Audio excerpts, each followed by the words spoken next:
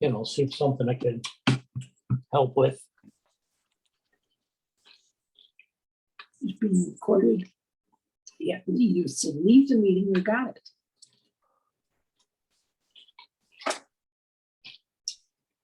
You gotta read some things.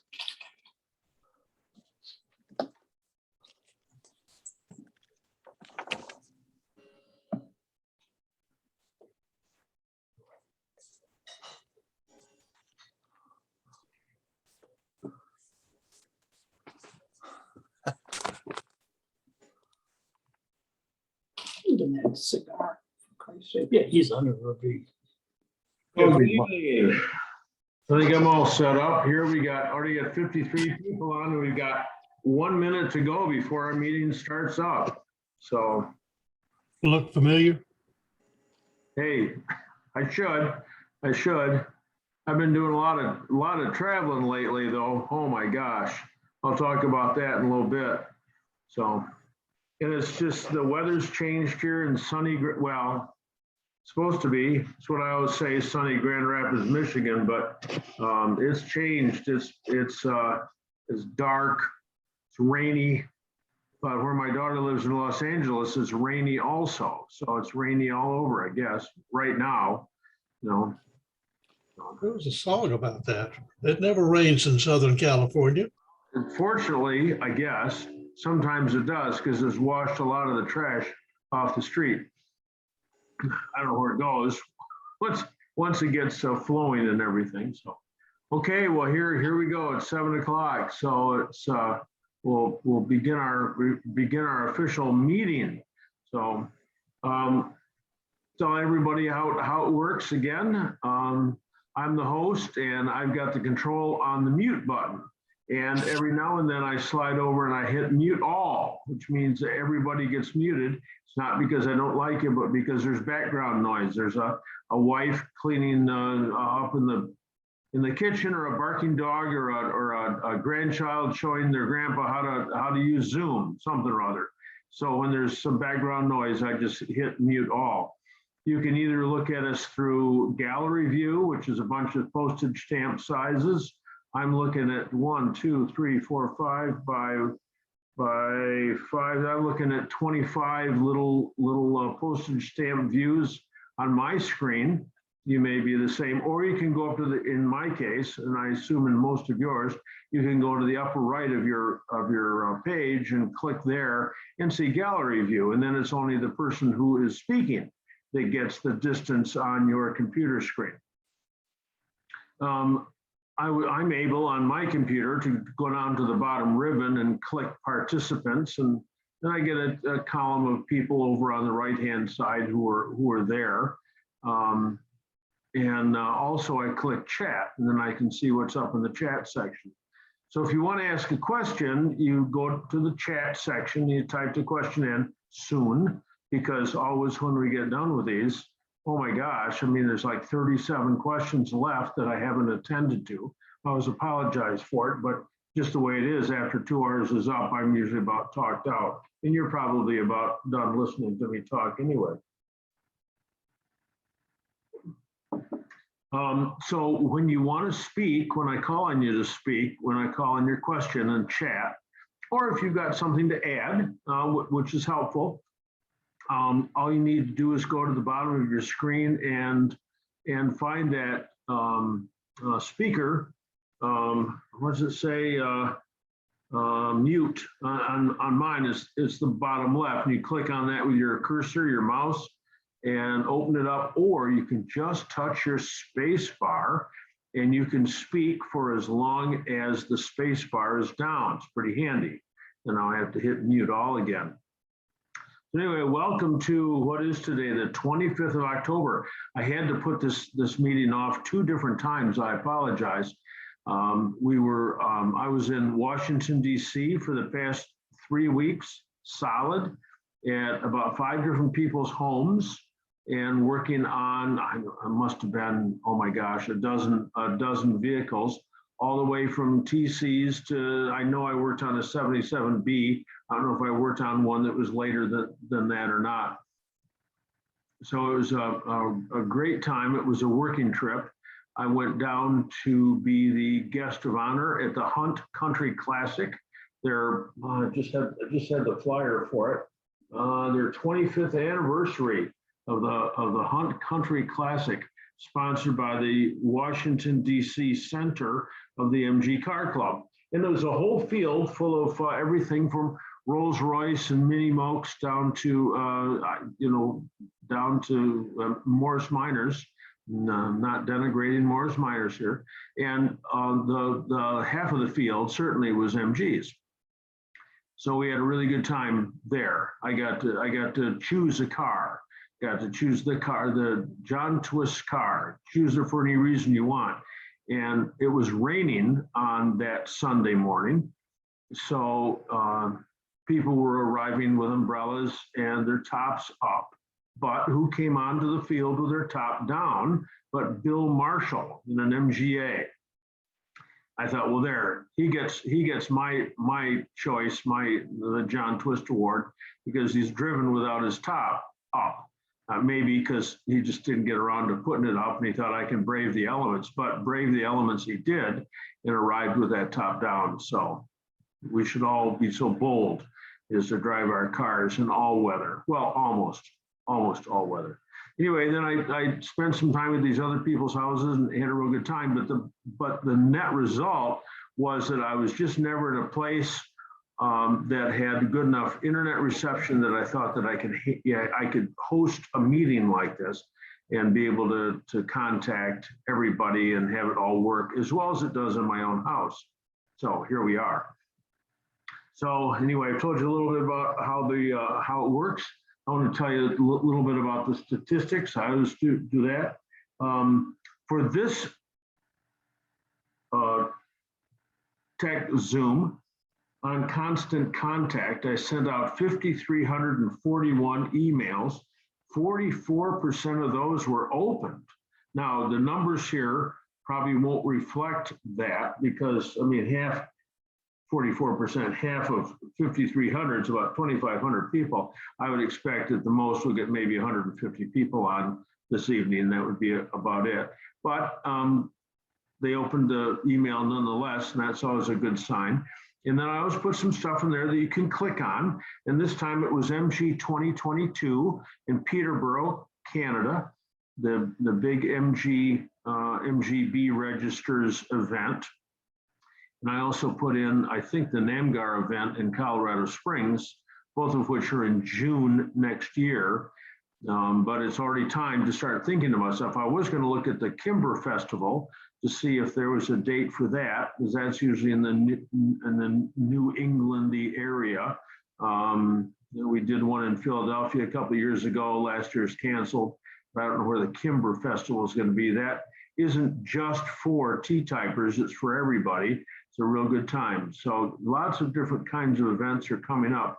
You can always email me if you've got an event of your own. I'm happy to put a plug for it into my emails.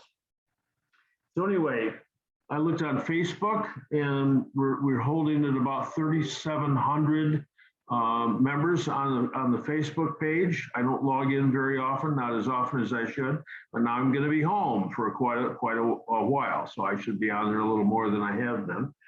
YouTube, there are YouTube subscribers, 22,280 subscribers, and now I've hit just about 9.5 million views on YouTube. But I've lost my videographer. He went off to work for Branson at Virgin Cruise Lines.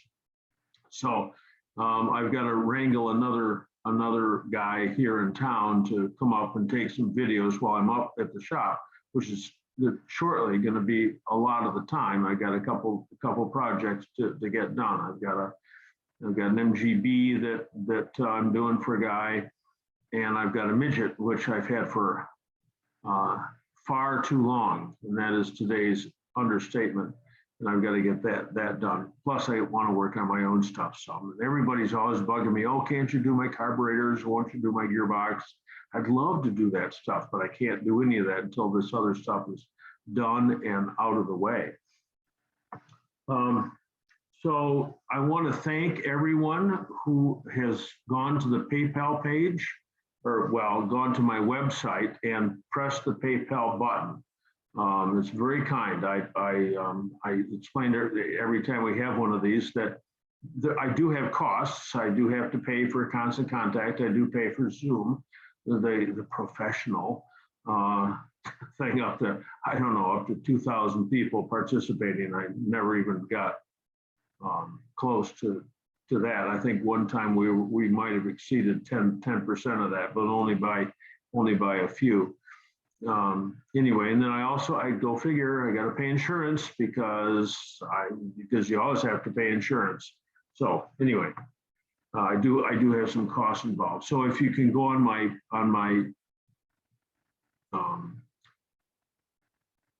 page on my internet page, the universitymotorsltd.com, and go in the upper right hand corner and press the PayPal button that says something like help John afford his retirement and make a contribution. I sincerely appreciate it. And here are the people who did that since our last meeting. Since it's been a month, I got to look down and read off my list. I don't mean to make it seem so rote, but Wayne Truax. Matter of fact, I met Wayne. Wayne is the author of Mouse, the Man, and the MGB, a perfect book to give to your grandchildren and for 3 people watching here tonight, to your kids, for Christmas. It's technically it's correct. You'll love the illustrations. They aren't just blobs. They're very distinct. You can really tell that they're coil springs sitting on top of the valves when he's adjusting the valves. It's a nice book. Anyway, Wayne Truax, Tony Shoviak, Preston Morgan, Sandy Brainsky, Doug Clark. Doug Clark is our official counter. He's often, oh shoot, Doug, I didn't get my fifth helmet. Bill Wheat, John Hunt. And then I've got a name here that says R3.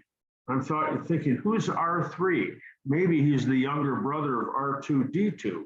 So anyway, R3. Lisa Schiffman, Robert Nichols, John Ellis, Bobo Tanner, Barry Spear, Glenn Nikelski, Bill Barge, Bill Brown, Jonathan Graboff, Ryan Massfeller. Ryan puts a lot of stuff up on the University Motors page. He's young, he's eager. Bruce Frazier, Doug Clark. Again, thank you, Doug. Mike Miller, Jordan Kleinheis, Daniel Svensson, James Robinson, James Beal, Mike Graham, Stuart Mast, Henry Morgan, John DeCarly, Steve McDowell. I worked on his car at Randy Shucks, Ben Andrews, Gary Mabes, Barry Erickson, Clay Young Humans, Sean O'Malley, Daniel Stratman, and Ralph Stanley. Anyway, to all of you, thank you very, very kindly for making a donation. I want to start tonight. We're going to talk about field repairs. Those are, I could have called it emergency repairs or off the road repairs. I'm just going to give a couple examples of some bizarre stuff that I've done in the past. You just have to, sometimes because of your limit of tools and things, you have to think outside the box. That's the modern way of explaining this stuff. So I was just in DC, and I went to the very bottom of Maryland on the other side of the Chesapeake Bay to a guy's house to fix his TF because it just quit. It wouldn't run anymore. He'd had it all restored. It's a real nice car. And so I took the plugs out, and there's black, just black. Well, he didn't have any more plugs, so I did use a wire brush and some carburetor cleaner. I tell everybody you can't really clean a plug up by cleaning it with a wire brush, but it's a really nice wire brush, and we used a lot of carb cleaner, and I got them as clean as I could. What else can you do? And then we determined that the condenser was faulty. So he didn't have the correct condenser.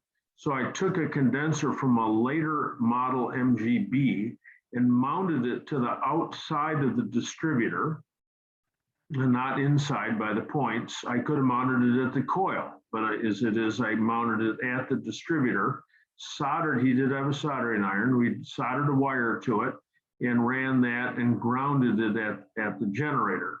So when you look at this thing, you go, what in the world? But remember, the condenser doesn't have to be inside the distributor. You just have to think outside the box. It can be at the coil or it can be sitting outside the distributor. It doesn't have to be inside. At a NamGuard GT at Lake Delavan, Wisconsin in 2010, I was doing my rolling tech. And I don't remember why, but there were a bunch of magnets at that event. And one of them from like California was in line, and I jacked the front of it up, and I can't remember why I did that. And just as soon as the weight came off the left front wheel, I saw the whole front wheel move. What in the world? So I grabbed it at 6 o'clock and 12 o'clock to shake it. And it had all this in and out free play.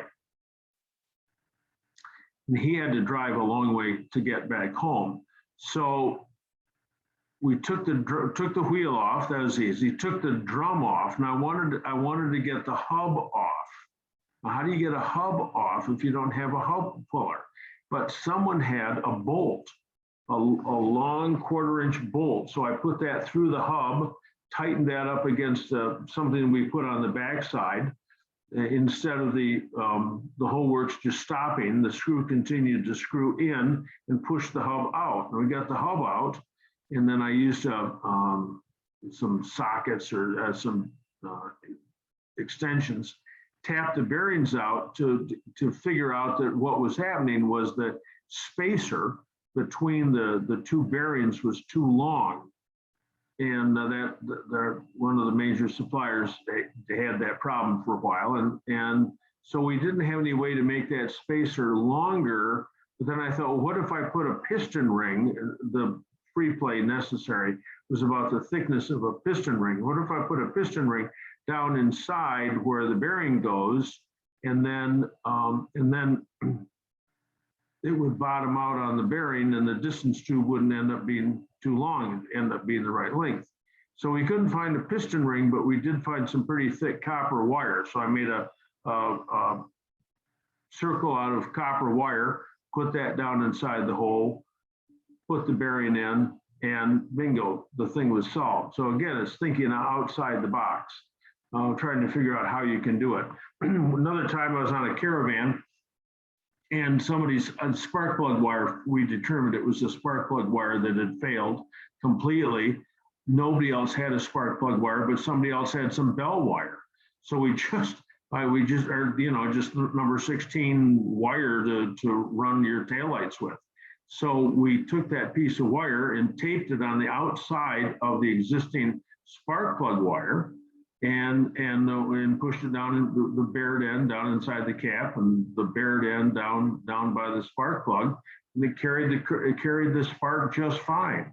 The reason that a spark plug wire is as big around as your little finger is to keep the spark from jumping from the wire to something or other else, like the dipstick or the heater control valve or an oil line or something that it's by. So anyway, those are just a couple of just little examples of what I'd call field repair, of thinking outside the box. It's like, how can we get the spark from the cap to the spark plug? Well, all you need is a piece of wire. It doesn't have to be the right wire. It's just any wire. You know, how can we shorten up the distance inside the hub? Well, by making the hole in the hub not quite so long, not quite so deep, and how can we get a condenser and make it work? So anyway, those are just little examples, and you always have to think, how can I make this work? A lot of MG repair is problem solving. So with that, I want to begin with the chat section. So that's always the good stuff. So from Doug Miller, seems to me Doug Miller was on my list that I read. 1980 MGB. Doug, you can unmute yourself here. Hey, John, good to see you. Hey, great to see you. 1980 MGB Weber conversion air breather tube from tappet cover directly into the air filter, not through the 90-degree elbow. Thank you. Breather tube off the valve cover is clear. Seems to be drawing oil in and sits on the bottom of the air filter housing. Well, yeah, there's always going to be some movement of oil. Are you losing oil when when you drive? Do you consume a quart every tank full or two? Not the obviously I leak oil as everybody else does. This just seemed to be an unusual amount of oil sitting in that pan that contains the air filter. And it was just about 2 years ago that I moved that breather tube into the air filter and avoided the elbow based on your recommendation. So I was just wondering if that was an issue. Car's running great, no issues. Just I was working on it this weekend. I'm going on a trip this coming weekend, and I was just looking over things, so I thought I'd ask. Sure. Well, if it's running okay and the oil consumption doesn't seem problemsome, then there's always going to be a little bit of oil that gets sucked out of there. And there is already a gauze filter, not steel wool like SOS pad, but more like Chore Boy. As a matter of fact, that's a perfect replacement for it. On the inside of that oil separator on the engine. Not in my case. My tappet covers have been, I've had, long story short, I had all sorts of problems with the original tappet covers, and I went to, and I got the cover from Basil. Yep, okay. All right, so since that doesn't have a separator, here we got a field repair. You've got to get some sort of bottle between the engine and the air filter. So if you've got a bottle and you got an inlet and an outlet, then the inlet comes in deep and the outlet's at the top, and you get the air that's getting drawn out of the engine to go through that. The oil will spill out into the bottom of the bottle instead of spilling out onto the platform that holds the air cleaner on your Stromberg. So I've seen those before. I don't know, those intermediate ones. Anybody else want to weigh in here? It must be you can buy those. I mean, you can make one, but then it would look like, you know, how come you robbed a mason jar out of your wife's pantry? But I've seen those separators. and that. John? The separator is no more than just, is like a stainless steel scrubber or an SOS pad. Well, without the, right? In the original one, yes, it keeps the oil. It keeps the oil from moving with the air out of the cover. But once you get rid of that at the engine, then you don't need so much of that steel wool, that Chore Boy stuff. You just need a vessel in where the tube from the engine comes in, and then there's another tube next to that on the cap where it goes back out to the air cleaner. And so whatever oil gets pulled out of the engine sits in the bottom of this can or bottle, and you can Right. do the top of it or the bottom of it every now and then pour it back in the engine. Tony. John, Yeah, it would John, be pretty big, but, Wait. oh, excuse me. Wait just a second. Let Tony was up. Tony, you're awake. Oh, yeah, and eating. You can get an oil separator that goes on a modern Mini. They have problems with that, drawing stuff out, and it goes directly into the intake. It doesn't get Okay. cleaned off the valves. So you could check into like Mini Mania or something like that. They do have oil separators kits that you can get. Some of them have like a jar that you can just unscrew and pour the liquid out then. Okay. All But give right. that a try, Doug. Okay. Judd, what do you have to say? Well, I was saying, what you described, I've got a overflow tank for the radiator. That's the same thing with the short tube and the long tube. Right. That's pretty big. If you like bling, it's nice, shiny stainless steel. And if you had room in the engine compartment to put it, it would do the job you're talking about. But I'm sure there are nice smaller ones that would be all he needs. So Doug, you got a couple of options there on how you can get this thing arranged. You know, since the oil separator is simply a bunch of metal mesh, so to speak, what if I pushed a spring door screen and such for a couple inches into the hose off the tappet cover from the hose to the carburetor? That might work. You can go to Home Depot, you can buy an expansion spring and put it in your vise, pull it, and when it gets longer, the diameter gets smaller, put a little grease or oil on it, or you don't have to, your hose has already got oil in it, and just push it down the whole length. So, Right. yeah, I mean, that might, I don't know, that might catch some of the oil and cause it to run back in. Okay, that's good. As I said before, the car's running great, no issues. It just raised my eyebrows a bit Sure. when I saw that oil sitting there. So I thought I'd ask, maybe somebody else would help too. So, hey, thanks, John. Okay, Doug, great. Okay, from Ken Rudolph, we've got a whining noise just in first gear. So Ken, what year and model do you have? Sorry, I had to unmute. 1970 midget. It's all standard. Okay, so the first gear on all midgets up through 74 and on all MGBs and up through 67 and MGAs and T-types. The first gear is a spur gear and they are extremely noisy anyway. But once the casing begins to fall off the teeth, then it gets even more noisy. So it's just like, oh my gosh, I just talked to a guy who had some first gear noise, maybe in a Healy, and he said, I just stopped using first gear. I said, well, that's thinking outside the box. You know, you don't really, depends on the kind of driving you're doing, but the problem is that the teeth are worn on the lay gear and on the first gear. And to replace both those, you got, the engine comes out of the car, the gearbox all comes apart. I mean, you're looking at $2,000-3,000 in repair if you hire it done, or maybe $1,000 if you do it yourself. Because the engine comes out, you got to change the clutch. I mean, it's just crazy not to change the clutch. So you can either put in some thicker oil.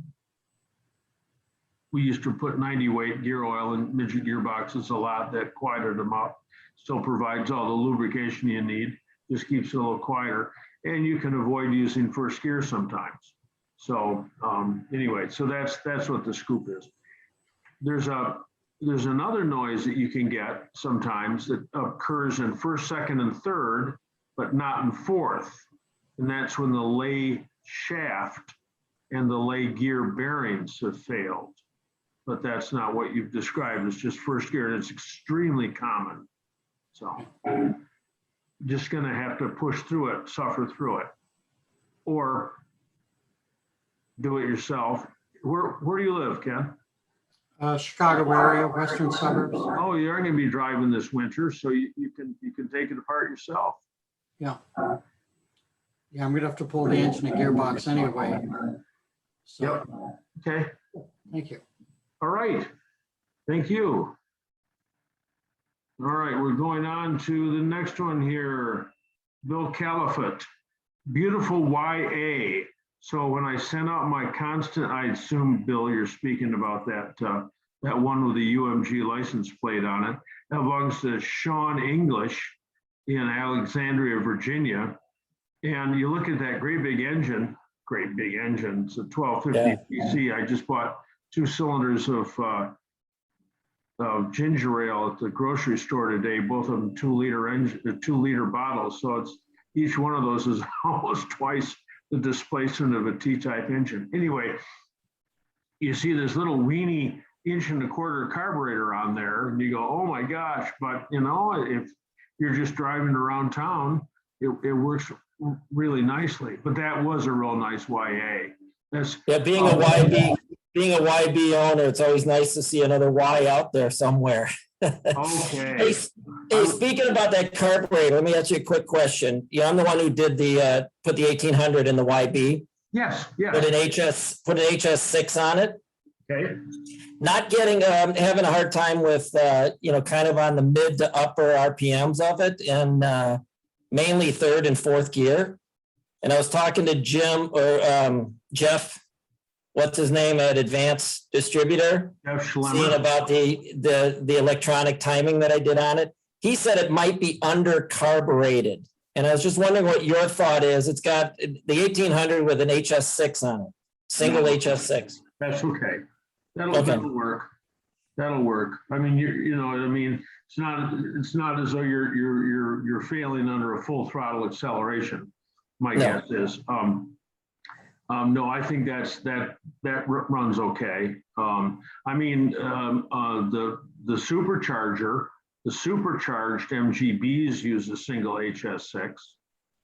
Okay. So it's not that you can get enough airflow through the HS6, but either the timing's faulty, and you should always time it at full mechanical advance, vacuum disconnected, 32 degrees before top dead center. That makes sure that your timing is correct when you're getting up into the higher RPMs. And you may want to fiddle around with the needle that's in that HS6 carburetor. And Joe Curto is the he's the carburetor king, and he may have a better needle for you in there. And I know there are people who put single HS6s on late model MGBs using the old Austin Marina manifold. So I know it's possible to come up with something there that works. And speaking of undercarbureted, now a couple of years ago in Des Moines, Iowa, at the NAMGAR event, Madison, Wisconsin, Worldwide Imports. Oh, come on, Jane, that's his wife's name. Come on, I can't think of his name. I'm embarrassed. Anyway, he had an Australian delivery van, which had an MGB engine in it and a 1.25 inch carburetor on it. 1.25 inch carburetor on an MGB engine. And you go, what?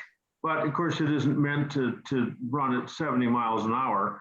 Or if you could possibly get to 70 miles an hour, it's a question of how long it's going to take you to get there. So, but around town, of course, it ran just fine. So yeah, no, you're not undercarbureted. Okay. Yeah, it all started with, because I put in the EDIS distributor, the electronic distributor list, because of the steering column is on a right-hand drive. And I was sending that map out to Jeff to see what his thoughts were, if I could do any adjustments in that electronic stuff. I've also talked to Joe Curto. He sent me a little richer needle that we put in, and it seemed to help out a little. So we'll fiddle with it. Yeah. Thank you. Okay, Bill, thank you. Okay, now we got Don Bueller to everybody. How often should you flush or change your brake fluid? I have a TD.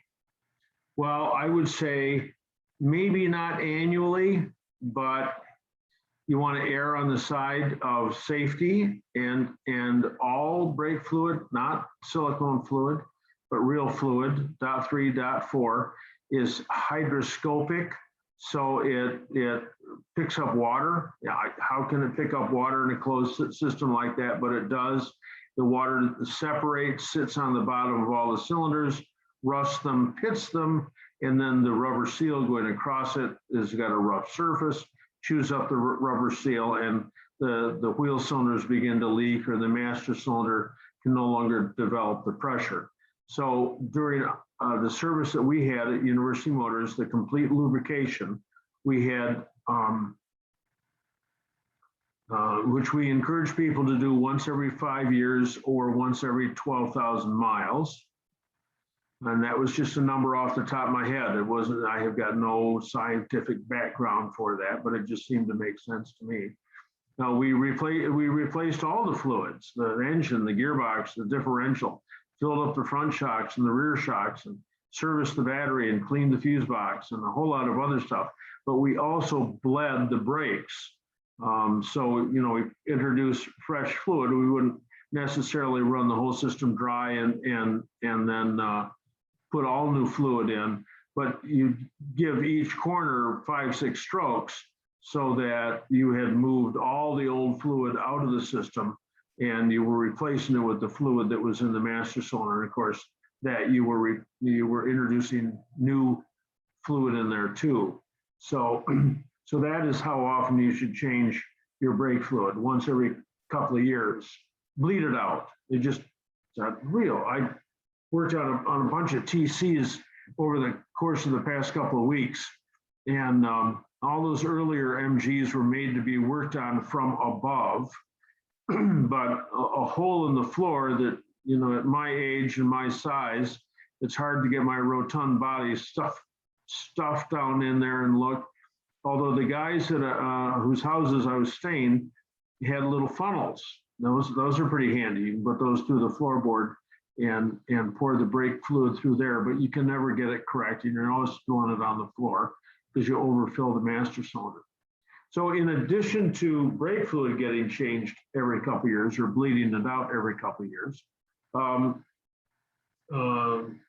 Jeff from Grafton, Ohio, Jeff Fields, asked me today in an email, when should you change your oil? When you park your car at the end of the season, or when you get the car out the next year, or both, or what? And it followed me through on this. When you run your car throughout the season, run it 200 miles and run it 20,000 miles, well, maybe not 20,000, but 2,000 miles, then the oil gets contaminated. And some of the contaminants include acids, because you get acids from the byproducts. Hydrochloric acid, sulfuric acid, I don't know if we get nitric acid, but you get acids and the oil becomes a little acidic. The pH drops a little bit. And I can show you pictures, I don't know how tonight to do it, of bearings that have been etched with acid. It looks like worms crawled through them. It's uncanny how horrible the damage is. So you don't want to store your car with old motor oil. You want to store your car with fresh motor oil. So change the oil before you store it. And I'm no fan of going out, you know, every month and starting it and letting it run for 20 minutes, because you can't blow it out enough. Just let it sit. Just let it sit. Doesn't need to start up. Just let it sit. And then in the springtime, when you get it out, spin the engine over, make sure you get oil pressure before you start it. That usually isn't a problem if you just don't pull out the choke. And spin it over until the oil pressure gauge blips, and then start it up and off you go. And you don't have to change the oil again until you've either hit 2,500 miles or got to the end of the season. So that's just an aside for Jeff Fields' question. So, John, on the brake fluid thing, I've been told to bleed brakes in normal things, starting at the farthest brake and working toward the closest. When you're doing that flush that you're talking about, where you're going to do 4 or 5 strokes and try to get all the fluid out, which end do you start at? Closest to the master or farthest away? farthest away. Thank you. Okay, Reed. Where's Reed? Reed with the lockout switch on your MGB. Reed, you can unmute yourself. Well, I mean, you may unmute yourself if you can. I'm unmuted. Okay, all right. So what year and model do you have? It's a 70. MGB? Right, MGB. I just did one of these on Rudy Valdez's MGB at Randy Shuck's shop in Midland, Virginia, and it took all day. It took a little bit longer because he had some incredibly complex stereo because you got to pull the console out of the way. So follow me through on this because it's so frustrating. Let's see, first of all, I'll say that I never took measurements to find out where along in the tunnel I could take a 3-inch hole saw and just drill a hole. So you could go in there with a little pair of pliers and loosen this thing up and change it and put a plug back in. I never did that. I always did it the correct way, the long way. So you've got to drop the center and rear exhaust mounts because you're going to drop the rear end of the engine and you don't want to stress the exhaust. So you drop the center and rear exhaust mounts and use some coat hanger. I have a nice example on my constant contact email I sent out. Just sling it up there. And then you got to drop the drive shaft because when you go to drop the rear end of the engine, the drive shaft will cause the whole assembly to hang. So you just drop the drive shaft from the rear end. That's the easier way. Then take out the 4 bolts that hold the cross member. There's on either side, there are 3/8 24 bolts that go up into the frame. Drop those out, and the whole back of the engine moves down about that far and goes clunk. And now you can get to it as long as you've removed the console, removed the carpet, got the carpet, folded that back out of the way, and there's a racetrack shaped, I hate to say oval because it's not an oval, but it's a racetrack shaped plate that goes around the gear lever. There are 3 bolts that go through that from the surround, the gear lever surround, but then there are 3 Phillips screws on the front side of that. So you take those 3 Phillips screws out on the front side, get that plate, which is, of course, it's hard to see, but it's big enough, and you can look down in there, you can see it. You can see the switch. Pull the wires off it, maybe use some long pliers, got somebody with small hands, and then go down there with a channel locks or pair of pliers, turn that switch a millionth of a turn loose, and it's got a 14 by 2.0 thread, metric thread on it. So it's a real coarse thread. It comes right out. And spin the thing out and take your new switch and put it in, put some wires to it and check it about 50 times before you box the whole thing back up to make sure that yes, it does go continuous in 3rd and 4th. And no, it doesn't remain continuous when you're in any gear. And there are little shims available to stack underneath the switch to adjust the position of the switch if necessary. They're cardboard red shims. You don't have to use those. You use anything. Very often, I don't use anything at all. I always put a plug of grease, put some grease on the end of my finger, push it down inside the hole, and put it on there. The reverse light switch, of course, is easily accessed. That's immediately above the cross member over on the right-hand side, passenger side of the car. It's just easy schmeezy to get that thing out of there, but that overdrive switch is the least accessible electrical component in the entire vehicle. It's really frustrating. So Glenn, at Glenn's MG service, says that you can let everything hang. He does sometimes, and put a great big 2x4 down in there and push the whole works off to the right-hand side. And then you get your hand down in there. But the one I just did 3 weeks ago on Rudy Valdez's car took all friggin' day just because of the radio and how difficult it was to get the radio and all that kind of stuff back into place. So is that scary enough for you, Reed?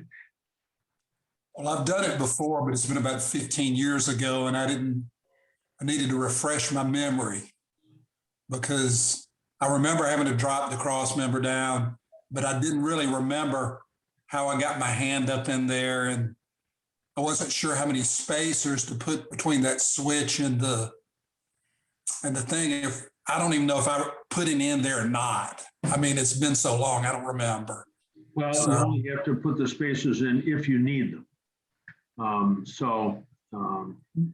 Does it If you don't put any spacers in, then it goes continuous all the time. And if you have too many spacers, and it doesn't go continuous when you hit third and fourth. Right. Okay. I think that answers it. I just got a long couple days to mess with it. Just, yeah, you can, if you just jack the car up and you're working on your back on a couple of sheets of cardboard, or you can buy some real nice foam, this tread at Home Depot, that interlocking stuff that you might put down in front of a toolbox. You can put that on the floor and turn on the radio, and nothing like working on your back, So you can get your hand up in there, right? After you've done all the rest. You can't get your hand up from the bottom. You can't get your hand up from the bottom. You have to get your hand in there from the top. And that's after you take that plate out of the way. Now, it depends on the size of your hand. I mean, help me out, because you can see it.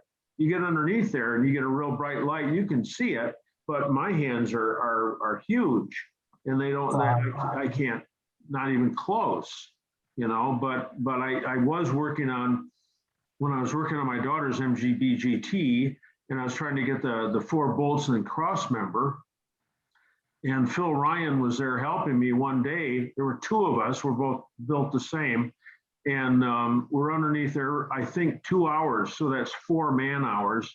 3 bolts got in just fine. We could not get the 4th bolt in.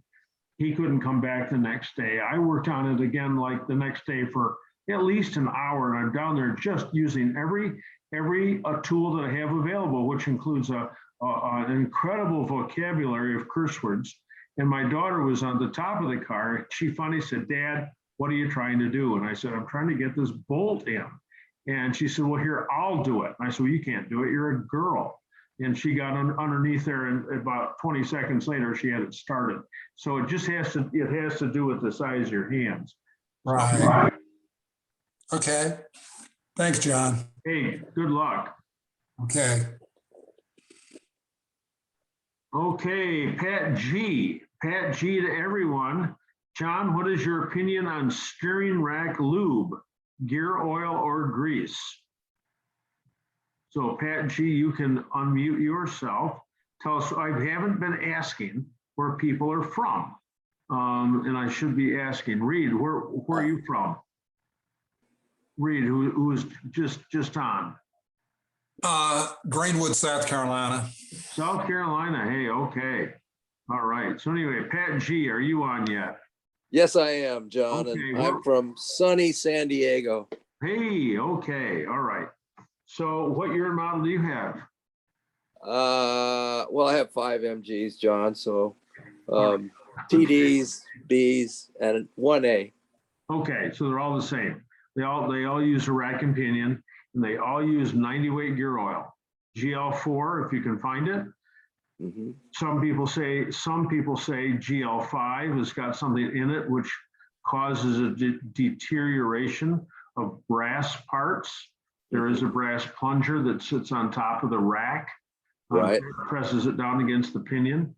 So in all these cases, the easiest way to get oil, introduce oil into the rack, is to take either the plug on the MGA, the threaded plug, or the elliptical plate on the MGB with the two 1/2-inch course, the 5/16 course bolts that hold that plate in place, and shake the rack and get the plunger up out of there so that if you could see into it, you could see the top of the rack in there.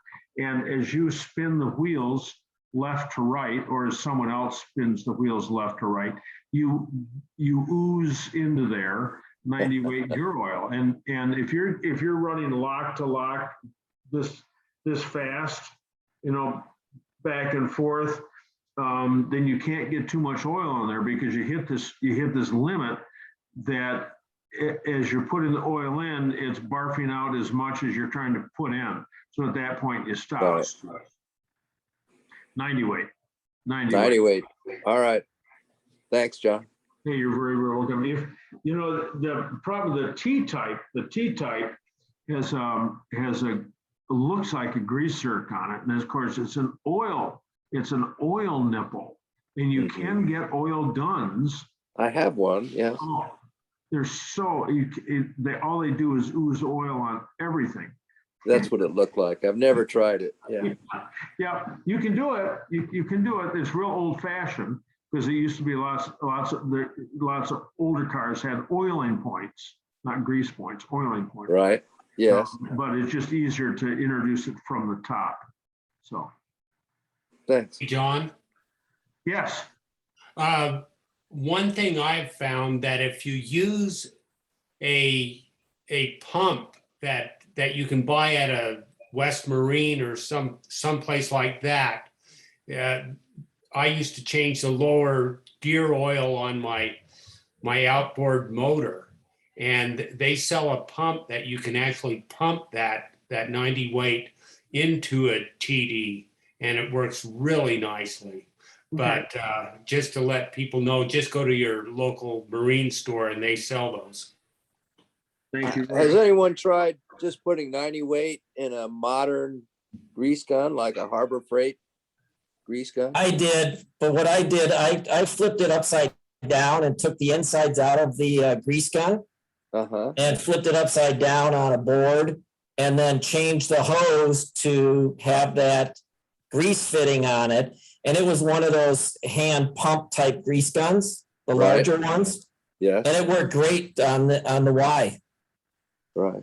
Because I used to pump up the wet suspension on minis with a modified grease gun. So I'm sure it could. And that's basically what I built this for, was for the hydroelastic on the 1100.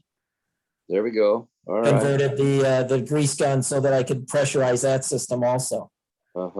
And all I did was change the hose on it to have a grease fitting, and it worked beautifully. Great. I'm going to build one. Thanks. Okay, so there are several different ways to John, yes. if you don't want to use the grease gun for the T's, you just take the plate off on top? Yes. Okay.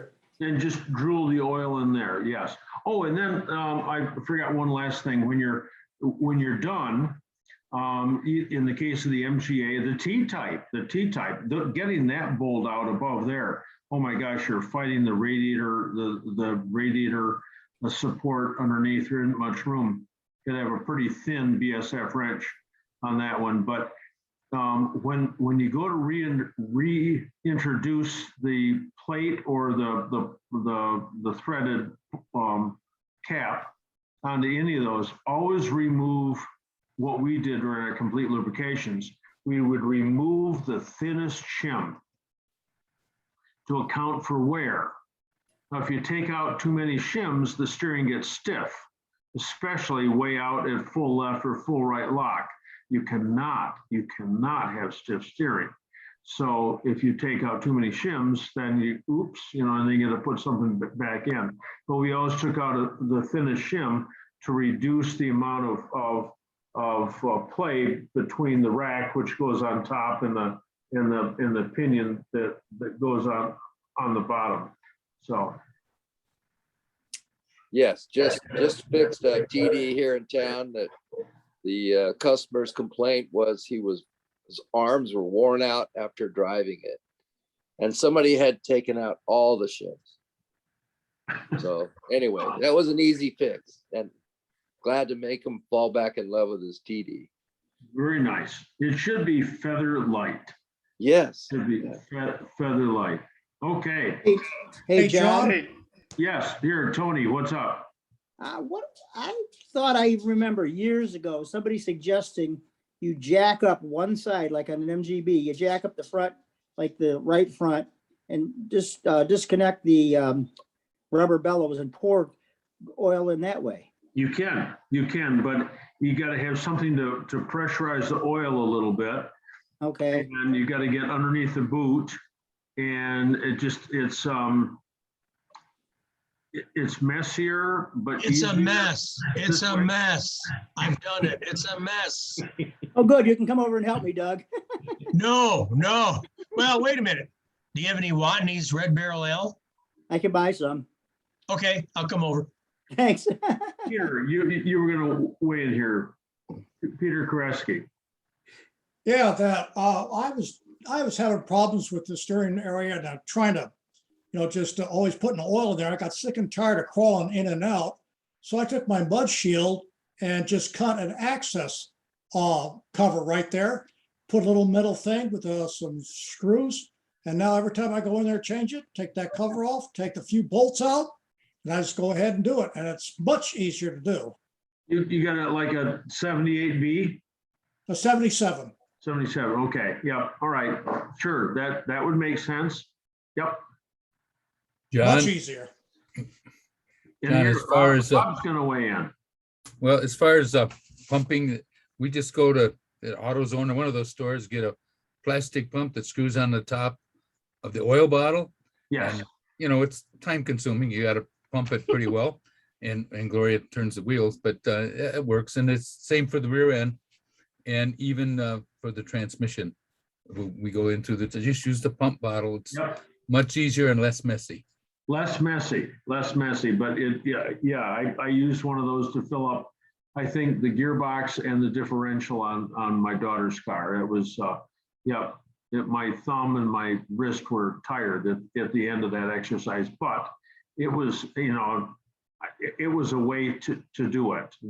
Another way is, of course, always run a tube from above and get down in there. But it's like, how are you going to run the tube and like filling up a gearbox for an MGB 63 through 74 through the dipstick hole? It's like, oh my gosh, you put the oil inside the car and spill it on the passenger floor, or you put a tube in there with a funnel and then pour the oil in the funnel and wait 37 minutes while the quart very slowly trickles down the inside of the tube. Then you think, oh, I'll heat up the oil so it can go in faster. Anyway, those pumps are nice. Yes. Yep. Hey, John, I got another one for you. Barney. Yeah, I just had to change the boot on my steering rack a couple of weeks ago. I had it apart to work on the inner ball joint. Mhm. And when I put it back together, I had the tie rod end disconnected, unscrewed it, okay? And when I put this thing back together, put the rubber boot back on, I just took a trigger pump oil can and poked it into the small end of the rubber boot to put the oil in there. And since the tie rod was disconnected, I just lifted the ball joint up a little higher so it's at an angle and the oil didn't run out that way. You just pump it in there. And if it starts to squirt out on you, get a little too much in the boot at one time. So then you sort of pull the trigger oil can out, run the steering back and forth one or two to push the oil from the boot into the rack, and then pump the rest of the oil into it. And you know you have enough oil when you can steer it from lock to lock and you can hear the oil gurgling in and out of the boot. Okay. I think that's what Tony was talking about too, about getting the hose clamp off on the very outside. A lot of the rack boots come through now with zip ties, and if you're not excited about originality, those zip ties are so nice. You can cut them and put the end of your oil can down in there. But again, like somebody was saying, Peter, somebody was saying, or Bob, that your fingers can about fall off if you're trying to move an awful lot of oil. Anyway, so there's lots of different ways to do this.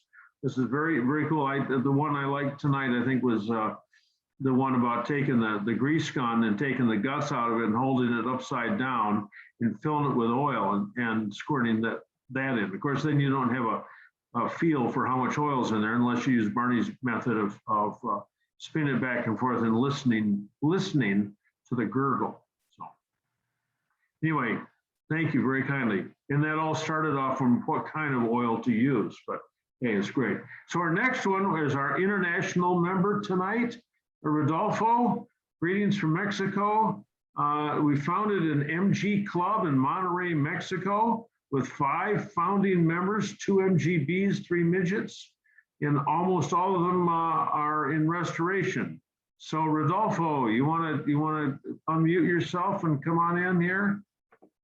Just to say hello, we are almost like a blind following a blind, but or leading a blind, but we have some mechanical experience, but the MGs are quite unknown to all of us, and it's a good experience. So I was just sharing with you guys that we decided, and I have found some other owners, MG owners, so we're making a club here. That's good news for us.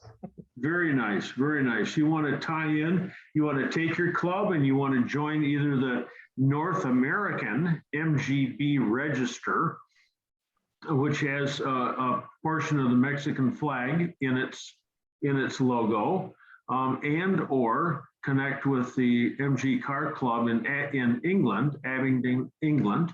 Okay. And you know, and make yourselves official. You know, Perfect. so join the larger community. So thank you so much. Just saying hello to everybody. Thanks. okay, well, welcome, and congratulations on forming up your club. And David Massey says yes. David Massey says great, Rodolfo. So wonderful. So anyway, wonderful. Thank you. And Judd weighs in here about my comments about the Kimber Festival. Says it's postponed again.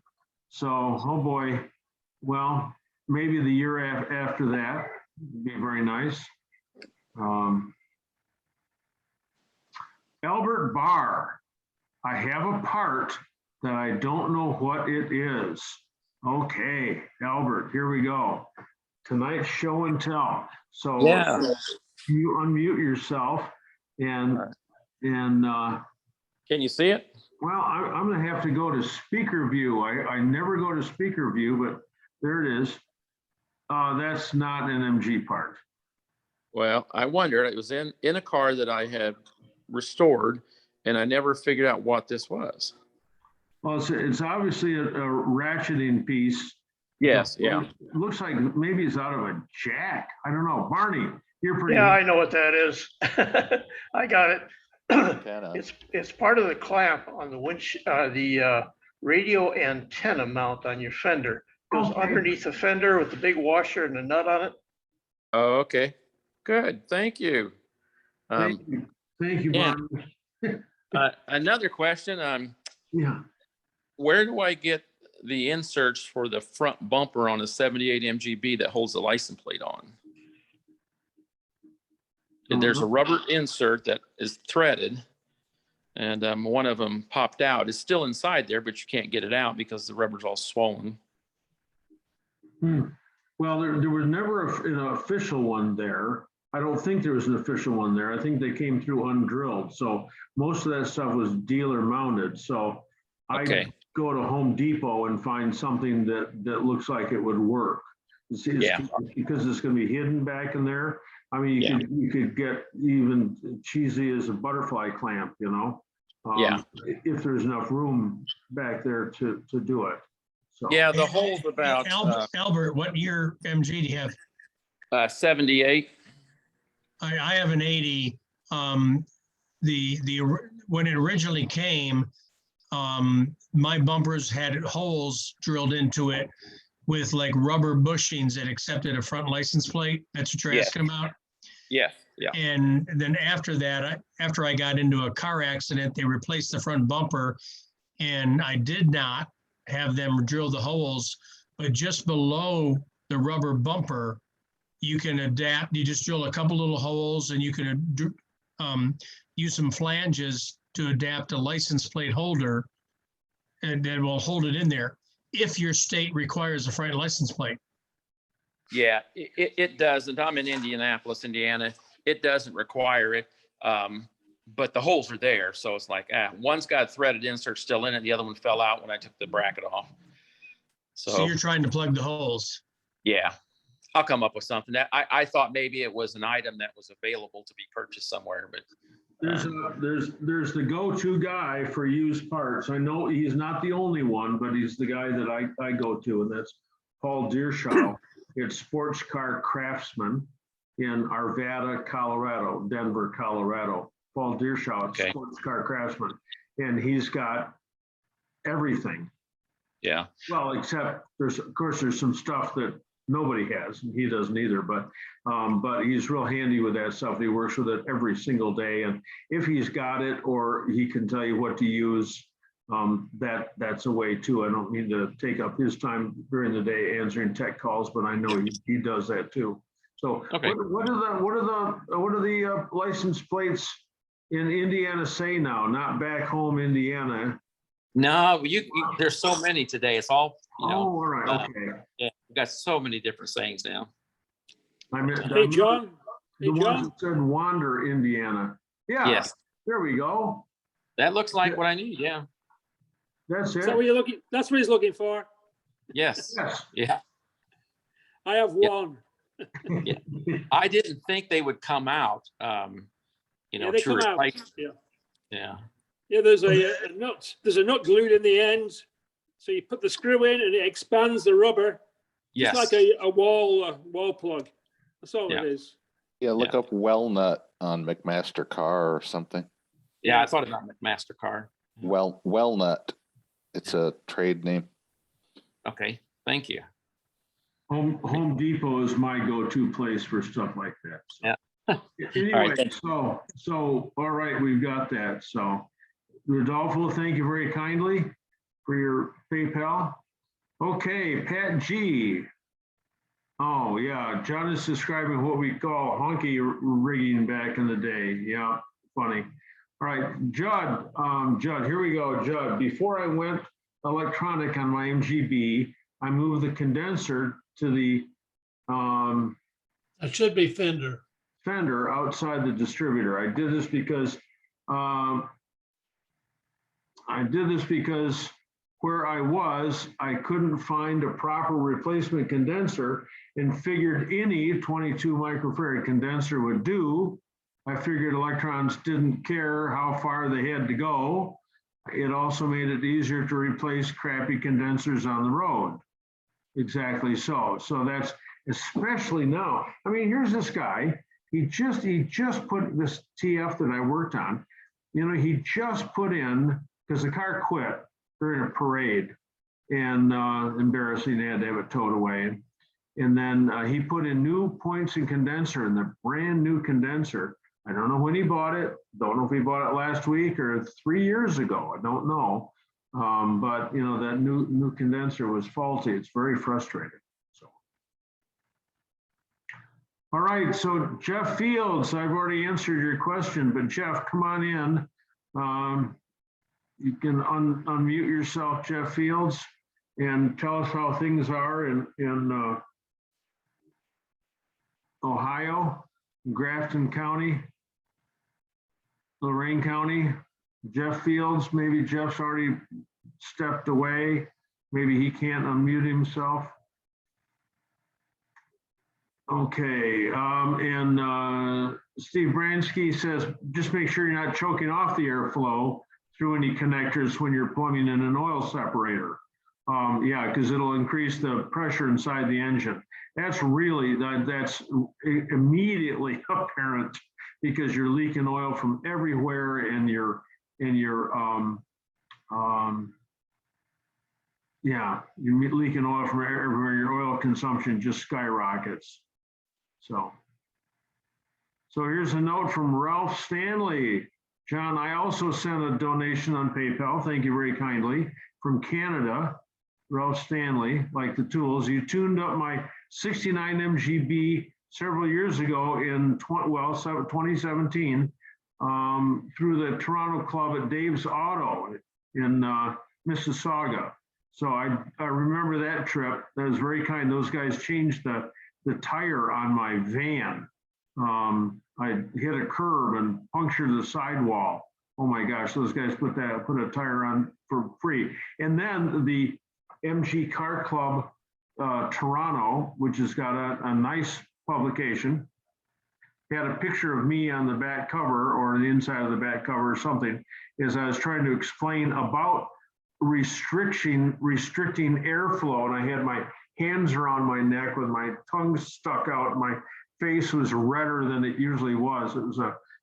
It's quite a photo. I think John Rosenthal sent that to me, but that was from that same thing. So Ralph, thank you very kindly.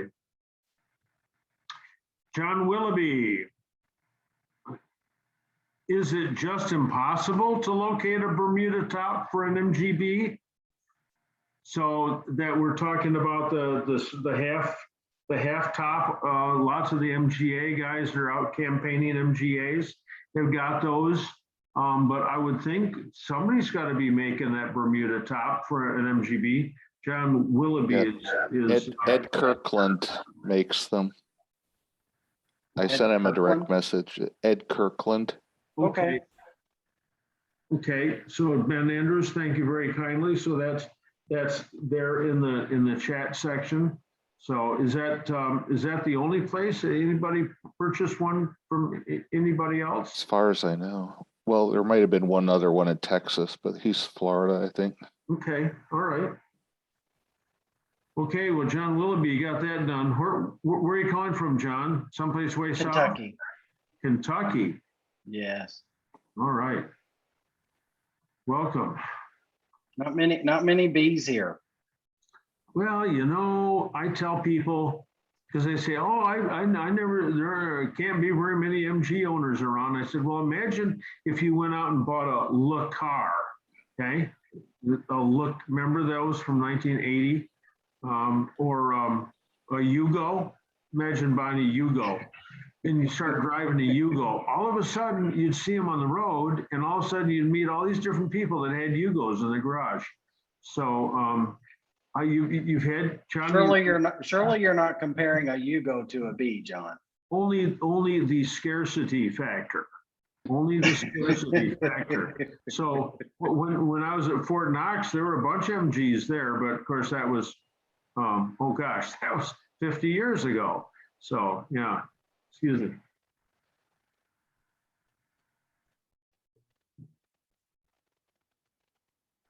I had to mute myself. Bless you. Bless you. Thank you. So anyway, well, thanks for being here. Where are you, in Lexington or where? Well, just east of Lexington. I'm actually almost to the Virginia border. Okay. I almost came through there last weekend. I've got a fellow in Hurricane, West Virginia, that's been campaigning for me to stop by. And so I got all done in Washington, D.C. And Rick Reese, Master Sergeant Reese, implored me to come visit, and I was all set to go there. And then he called me up at the last minute. He said, well, as it turns out, my wife has COVID. And I said, well, see you next year. You know, so I'm vaccinated, but I don't want to get, anyway, so that can't be too far from where you are. So. It's about an hour and a half. Okay, all right. Thank you. All right.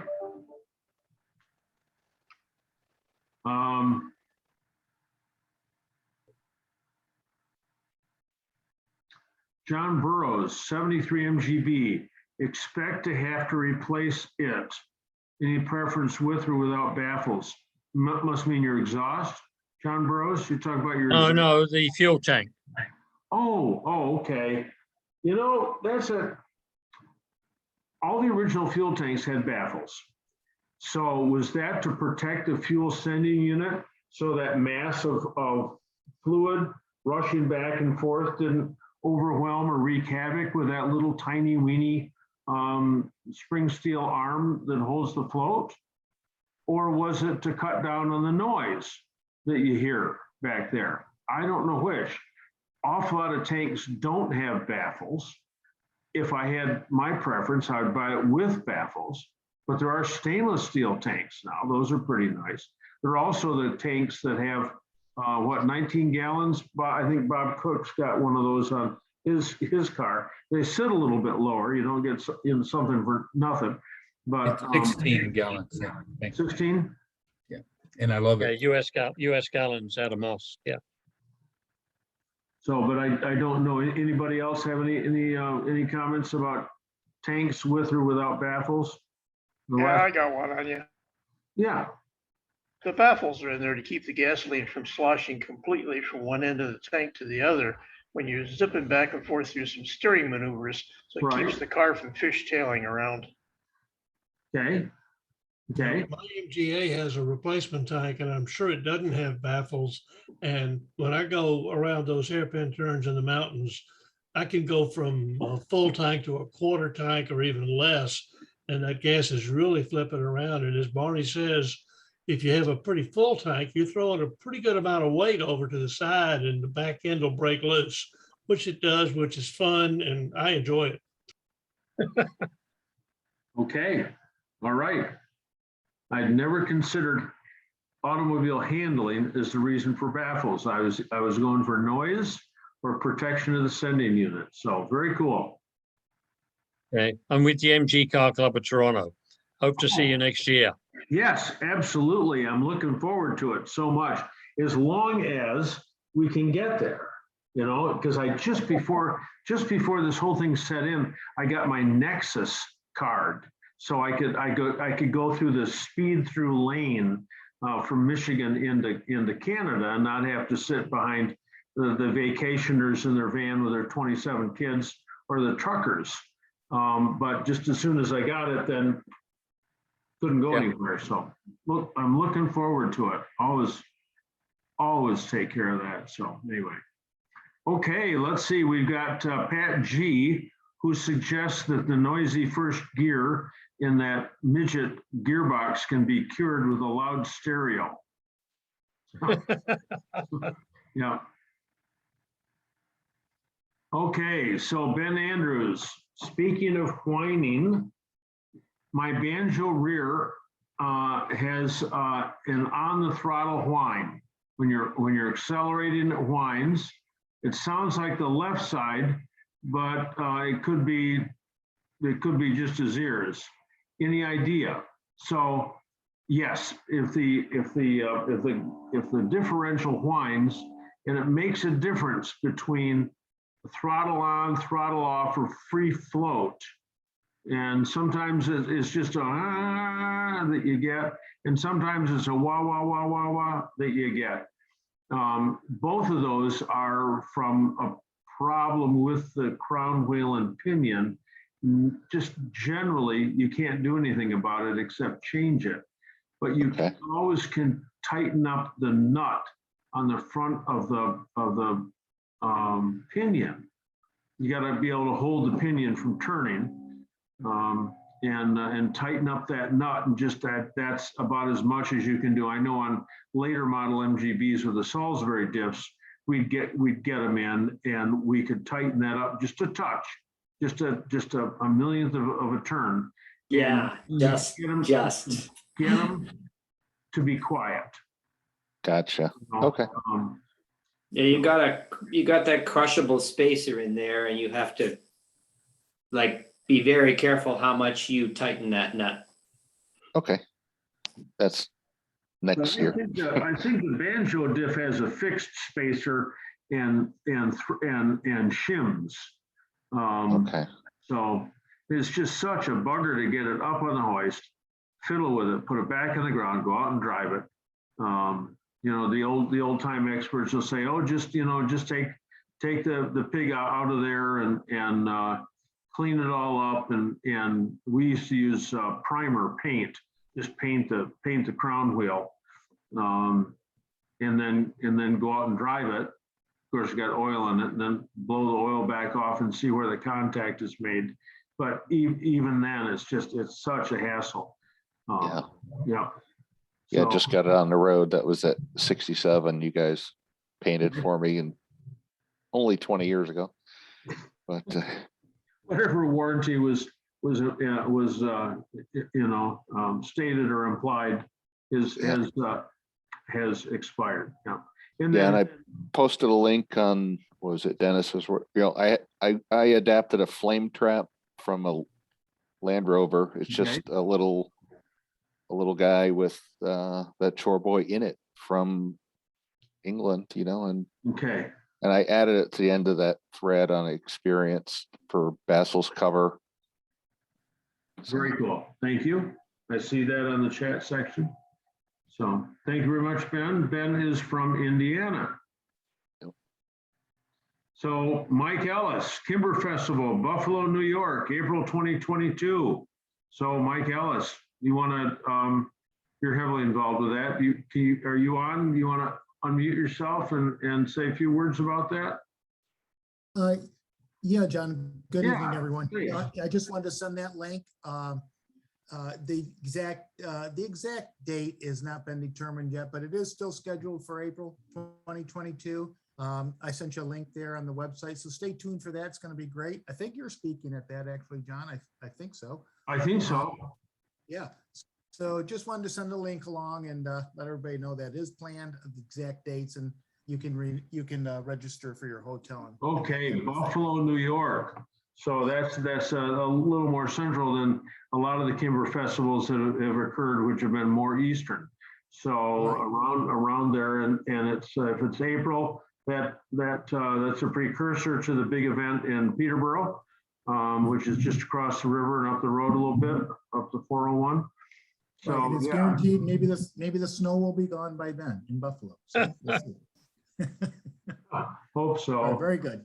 All right. Yeah. Thank you, Mike. Thank you very, very much. You bet. Okay, so here we got a lot of people weighing in here.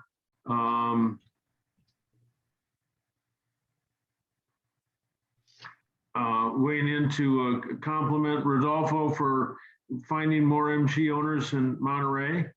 Best meal I ever had in my life.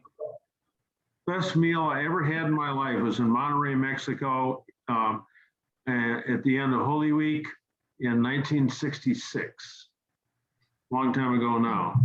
So Greg Estep, those rubber inserts with the brass insert are commonly called well nuts. So, okay. Many hardware stores have those.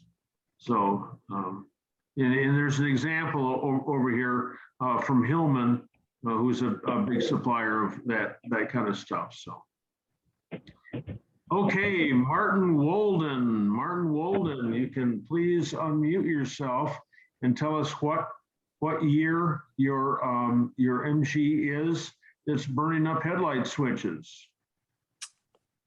Hello, Martin Walden of Denmark. Okay. Yeah, well, I've burned a lot of switches on the headlights, and one guy in here told me that I should install the relay solution. Yes. But I was actually looking for if there exists something else, maybe a resistor or something that I could avoid installing the relay. Well, let's see. What year car do you have? 74, early 74. 74. So those nice original rocker switches are now coming out of China, and they're not the same quality as the original ones. Yes. I don't know who sells used parts in England. I know there's Paul Deershaw, but he's probably already gone through all of his headlight switches. That is a weak point in the whole car. So yes, you want to install relays. So if you don't want to install relays out in front of the car, which is the best place on the radiator diaphragm on the right side of the car, right next to the headlights. If you don't want to do it out there because you don't like the way it looks, then you can certainly install them underneath the dash where you can't see them. So either way is easy, and it's a real straightforward installation, and you can do a very nice installation up in the front of the car so it looks original. The only thing that doesn't look original is you got those square relays that you know, you can, if you can find the original Lucas SRB 401, no, SRB, I can't remember the part number. They're round relays used on the 77 through 80 MGBs. But that is the solution. And then all the current that is going to run the headlights runs through the relays and not through the switch. Another option is to get headlight, I don't know what the laws are there, but is to get headlights that are not incandescent, but LED lights. And then those things draw very, very little current. So that's an option too. John, we put ours under the dash, works good. But the last time my headlight switch melted for the third or fourth time, I went to Pep Boys and I bought a pull switch just to fix it temporarily, but I keep it as a spare just in case. And it's metal, it's heavy, that's not gonna melt. But the relay did the trick though, and LED headlights too. Yeah, we just switched, so. So you got the heavy duty metal switch for field repair. Yeah, just in Yeah. case for trips. We carry lots of spare parts. Yeah. Judd, what'd you have to say? I said, didn't Joe Lucas say, gentlemen, don't drive after dark? Yeah. Martin, when did Denmark change from driving on the left to driving on the right? Oh, I don't think we never had a left-right change. Okay. You might be confusing that with Sweden, which was in the Yes, 64, yes, 65. that's it. Yeah, so, yeah, Sweden. Okay. Thank you. Martin, thank you very much for being on here tonight, all the way from Denmark. Gosh. Yes. Huge fan. All right, from John Begg in the Silver Spring, Maryland. It is very hard to rebuild a carburetor. Is it very hard to rebuild a carburetor? Anyway, no, it's very, very easy to rebuild a carburetor, any carburetor on your car. Anyway, he's writing in because if it were not for him, I would not be in the MG business today. His dad bought him an MG in 1965, 64, and we drove it over to Battle Creek to get the carburetors adjusted, because that wasn't something a mere mortal could do. And right when we walked in, the guy who already knew John and the car said, I already told you I can't adjust them. They have to be rebuilt. And John says, well, what's that going to cost? He said, $28 to rebuild the carburetors on the car. Well, you might as well set $1 million. $28 was a lot of money in 1965. But while we were there walking around his shop, Jack Darling's shop on Capitol Avenue in Battle Creek, Michigan, I saw a TD in the corner, painted gold. I mean, it was garish. It's horrible. Today, if I saw that same color, I'd go, oh, yuck. Because it wasn't bronze. It wasn't sun bronze. It wasn't that year. But it was a real goldy. Somebody pulled out some Rust-Oleum gold or something or other and painted the car up with it. It was pretty sparkly. Maybe that's why at 16 years old I was interested. But anyway, so John, it's a pleasure to have you on tonight. So, David Wren. Oh, sorry. If I may add, I just restored my or reconstructed my carburetors out of your video, and first time I turned the car, no issues, no nothing, just smooth and running. So what's the John Twist carburetor restoration? Thank you. That's tonight's high point, all the way from Denmark. Thank you very much, Martin. That's very kind. And Anders Klausiger, who's written all those books, the original MGB, written heavily and worked at British Motor Heritage for a long time. He's Danish also. So anyway, David Wren to everybody. On my 64 MGB, the rear of the car sits 1 to 2 centimeters lower at the back than at the front. Do I need to look at the rear suspension? The rear feels harsh going over the bumps. Feels harsher going over the bumps than the front does. So generally speaking, the leaf springs fail before the coil springs. Coil springs just hardly ever fail. They'll snap, they'll break, they'll work harden and break, but they don't sag. Leaf springs sag, and the left rear American drive car, left-hand drive cars, the left rear of the car wears first and sags first, especially when you put a couple 100 pounds of human in the driver's seat. So the left rear is sitting low, and therefore the right front of the car sits high.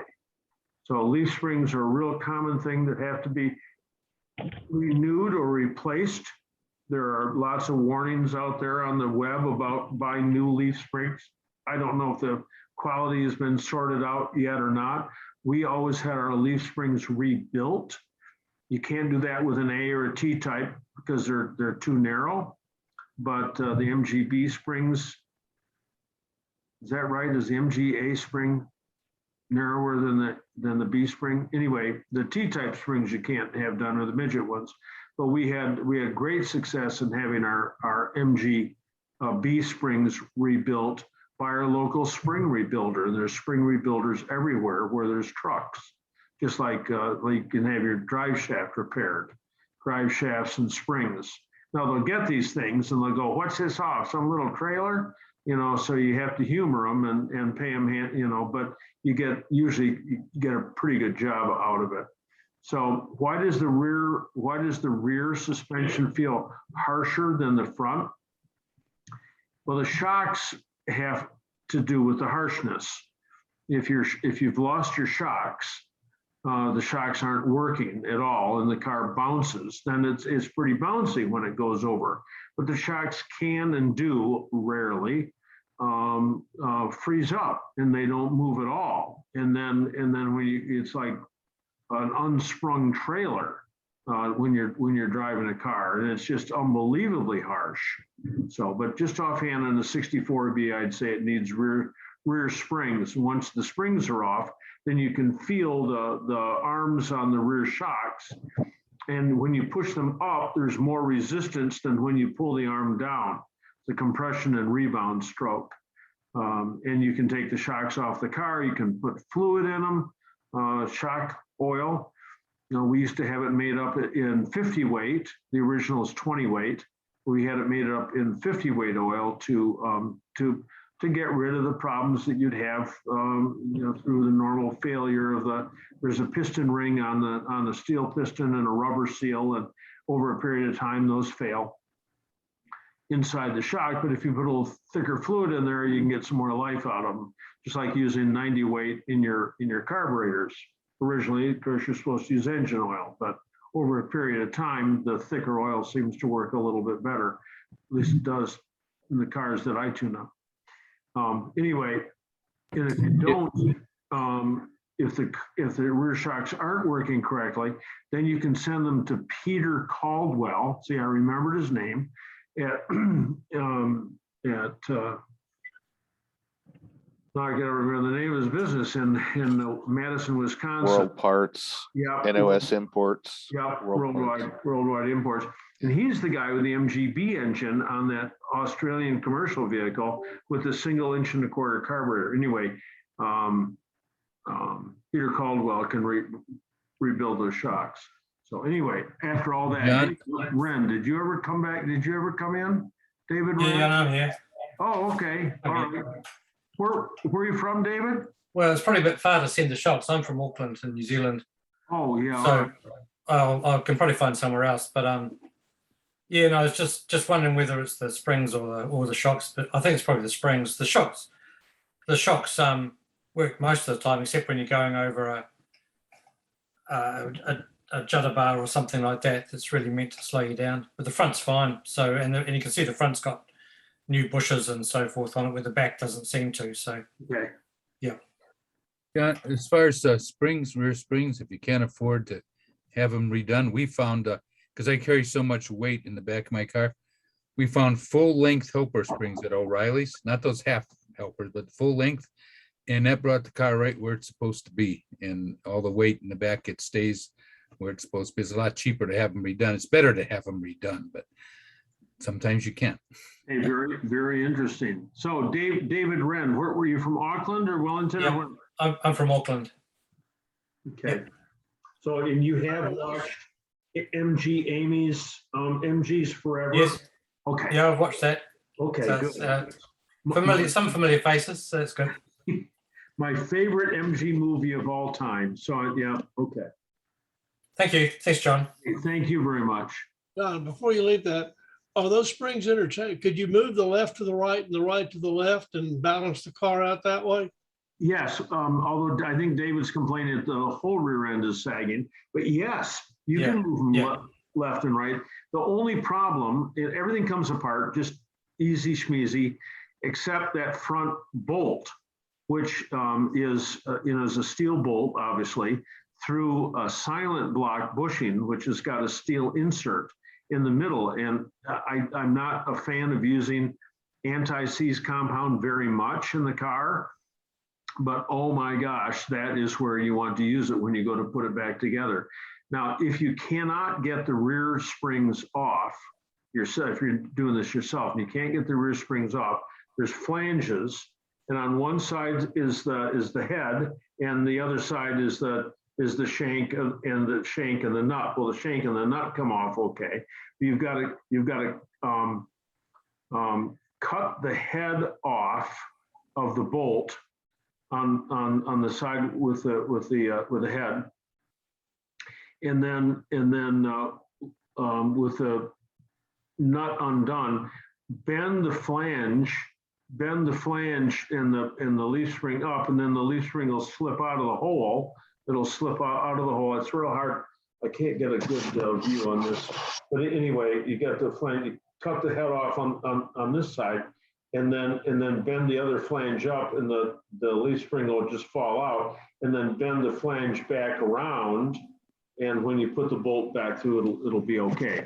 You wouldn't want to do that 28 times because you'd work hard and weaken the flanges there, but you can bend those flanges a little bit, enough to get that leaf spring out, but the trick's cutting the head off. So, and sometimes you just have to do it. When we had oxyacetylene torches at the shop, you could get those things pretty hot, but there's just a ton of rubber in there, and the gas tanks back there, and you got all the carpet on the inside of the car and the interior panels, and if you get it hot enough to get the bolt out, you can light the inside of the car on fire. So anyway, that's one way of taking care of it. Okay. Yeah, thank you, John. You're welcome. I can't get the whole name here. Just a minute. Walter Zempruk. Walter Zempruk. Restored 75 MG. Restored in 1975, body and all. Replaced the clutch and throwout bearing with a standard one. The donor engine from the previous owner was tired, and I knew someday I'd restore the original engine.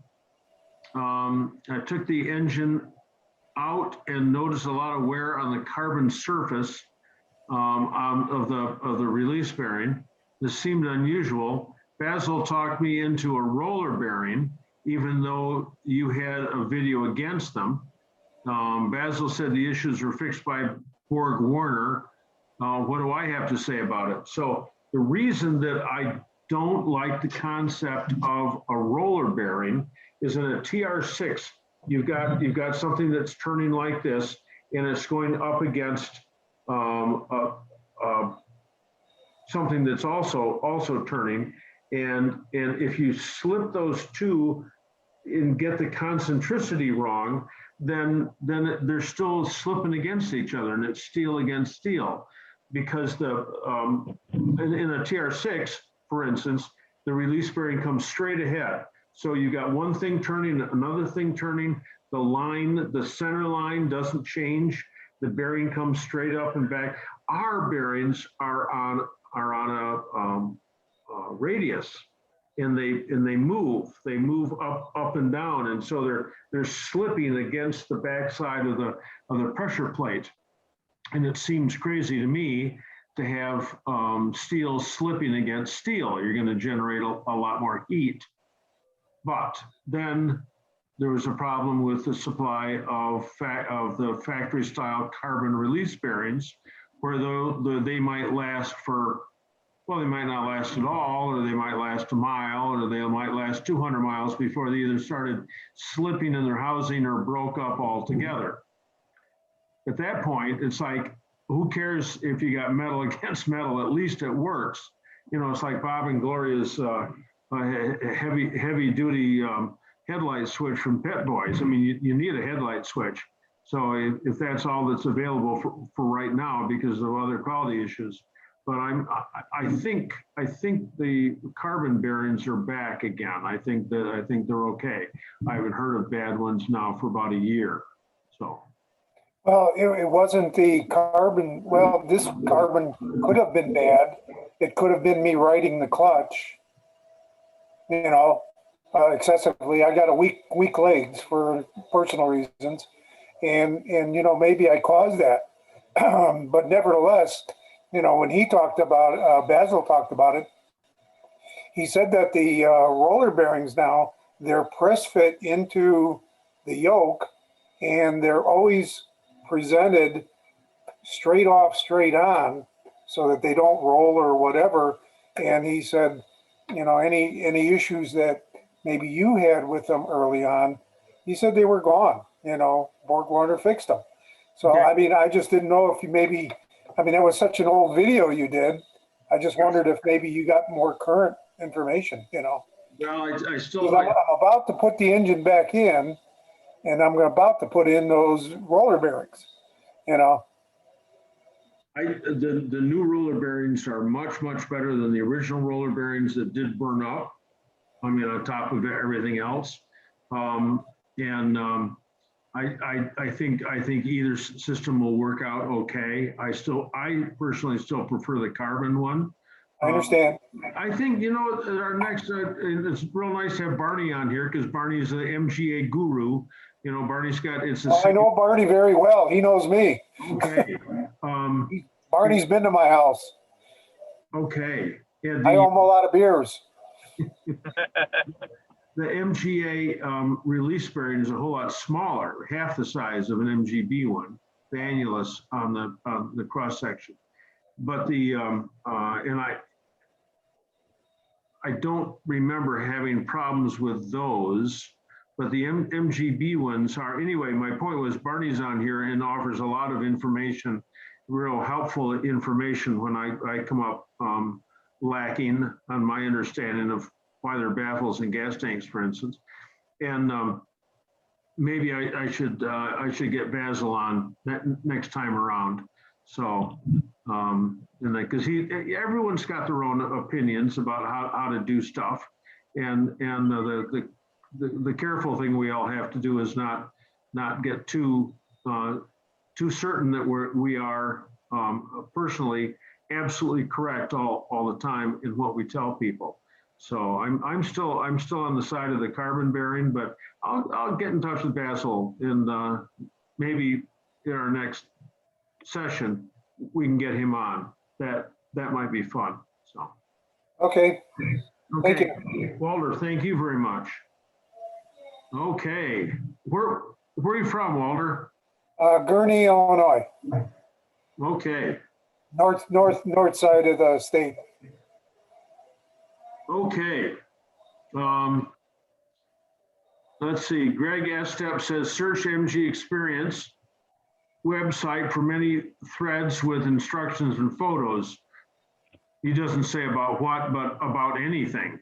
The only problem with MG Experience is sometimes you've got to wade through a lot of conflicting information about how to do things. You can always call me. I'll tell you the right way to do it. But anyway, the MG Experience is a wonderful site. Sky Knot runs that out in Portland or Vancouver, BC or something. It's a wonderful site, and that's not the only site he runs. He's also got Healy sites and Triumph sites and so forth. It's just great. Support him. Support him. He's got a PayPal button like I've got a PayPal button. And if you're on MG Experience That's how he makes his money, by handling all those websites. So make sure you support him too. And then here we got to 225 bucks. Ben Andrews has got a thing over here in chat at 809. Yeah, John wants John Willoughby wants a Bermuda top, which is like a T-top though, so you can ignore all that. You know, like a TR4 had. All right, okay. All right, okay. Oh, I have no idea where to come up with that. Yeah, okay, all right, okay. So, all right, so anyway, the Bimini, all right, okay, right. Scott Lynn, regarding burning out headlight switches, perhaps the bulbs aren't, in use aren't standard and require more current? No, the modern switches are crappy. That's what the problem is. The solution is to add relays and or switched LED headlights. Yes, that's absolutely true. And from Pat G to everyone, insufficient radio volume is a factory fix for noisy cars. I think you mean sufficient radio volume, we gotta crank it up. Okay, so and here's Gene Cooper, who's weighed in about radios. If you want a louder radio, JVC in-dash digital media receiver, 109 bucks. Bluetooth 2, if you must use your phone. So my daughter wanted a period radio in her 73 BGT. So the radio itself is about the size of a pack of cigarettes, even though the cover on it is big and it's got all the controls and push buttons. It all leads back to this little tiny thing, and it's really, really cool. It works great, and it's got a cord that comes out of the side of it, a USB cord, and you can hook stuff into it, and you know, you can't light your cigarette from it anymore, but not a lot of people smoking anyway. We got more people about Bermuda tops and Surrey tops.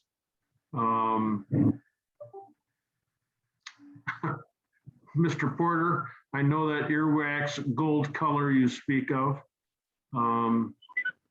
Denmark switched to driving on the right in 1793, says Scott Lynn.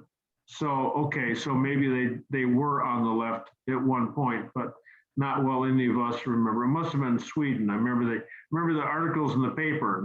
They didn't let anybody drive except emergency vehicles for the weekend, and everybody came back and the street signs were all on the other side.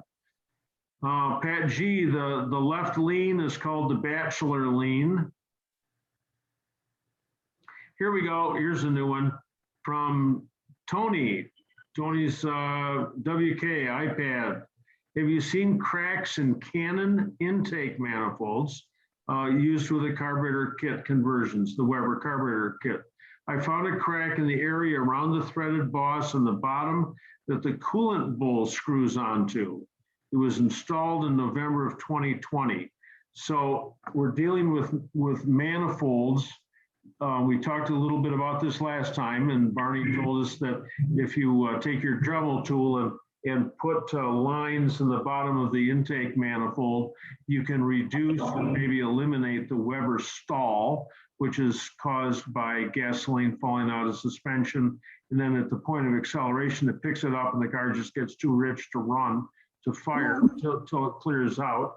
Anyway, the Canon manifolds have a pocket on the bottom of it that runs hot water through it, and keeps the bottom of the intake manifold warmer than it would be, or probably less cold, because that air fuel mixture going through there is phenomenally cold. And by keeping the temperature up, then the gasoline doesn't fall out of suspension quite so quickly. Anyway, Tony found some cracks in a threaded boss on that manifold, but I'm unfamiliar with any faults in aluminum intake manifolds used with the Webers. The nice thing about aluminum cylinder heads, manifolds, it's got a crack, take it to an aluminum welder. He welds it up, you're all done. It's nice, it's fast. Anyway, Tony, are you on? I am. Thank you, John. Yes. And yeah, this was curious because the crack, I found it actually just yesterday after doing some other work, is changing the plug wires, was running it and shut the engine off. And I'd noticed a little bit of a gas odor. And I saw some wetness. I saw something dripping and some steam. Of course, it wasn't steam coming off of the exhaust manifold, which is, of course, directly below it. So that condensed gasoline was coming through the crack and dripping onto the exhaust manifold. So, of course, I grabbed the closest thing I had at some Windex, hit it with that just to cool. And so, yeah, obviously not optimal to have gasoline dripping right there. No, I haven't heard of this before, but it's it might be one off. It might be endemic. There might be hundreds of them out there leaking, but this is the first one that I've heard about. And it was installed relatively recently, you said. So. Yep, November of 2020. Now, it was by the previous owner. Mm-hmm. Long story short, part of the reason why I have the car is that the previous owner, the shop he used to take it to, won't name it, doesn't matter, changed in ownership. And the carb that they put on, I had to redo most of it because the linkages were binding. It was just not well done. And I suspect now, did they over tighten it? They were just gorilla tightening the thing because it did not strip the thread out, which should be the first failure mode. But who knows? I'll either look to see if I can find an aluminum welder or just go to replace the manifold. It's something that I don't want to mess with and have any risk of fuel in that area. You ought to be able to get that welded pretty easy, just the hassle of getting it on and off the car, you know? Yep. It'll be a round trip in either case. And all the Webers are installed backwards. I don't know. I think I saw one out of all the Webers. I've seen a lot of Webers installed, and the linkage is always towards the rear, towards the driver. And if you can spin it around the other way, then you can see the linkage. You can get to the linkage, and guess what? You can adjust the idle without having to have some little bizarre screwdriver that's, you know, like half an inch long. So I think the limiting feature there is the length of the throttle cable. But anyway, if that should come up. So great. Thank you, John. Okay. Where are you, Tony? Where are you calling from? Outside of Philadelphia, close to Valley Forge, in a small town called Malvern, Pennsylvania. Okay. Got it. John? Tony. You know, you were talking about radios, and in our 69C, we have a cassette player. And Leanne found something, I don't know where she got it, but it's a cassette that you put in, and it's got a wire coming out of it, and she can plug it into her phone, and she can play all the music she wants. I don't know where she got it. And internet. She won't tell me how it works. Yeah. That's her car now. Okay. Very cool. Yep. Thank you. Okay, from Dan to everybody. The clutch slave, he's talking about MGB here, I'm sure. The clutch slave is moving, and the clutch push rod moves about 1/4 of an inch, but I can't get the car in gear when it's running. Is the throwout bearing the problem, or how can I test this out? So Dan, are you still on with us here? I am. I'm here. Okay. What year and model is this? It's the 79 MGB, and I decided to change the $6 rubber boot that has come off of the clutch lever.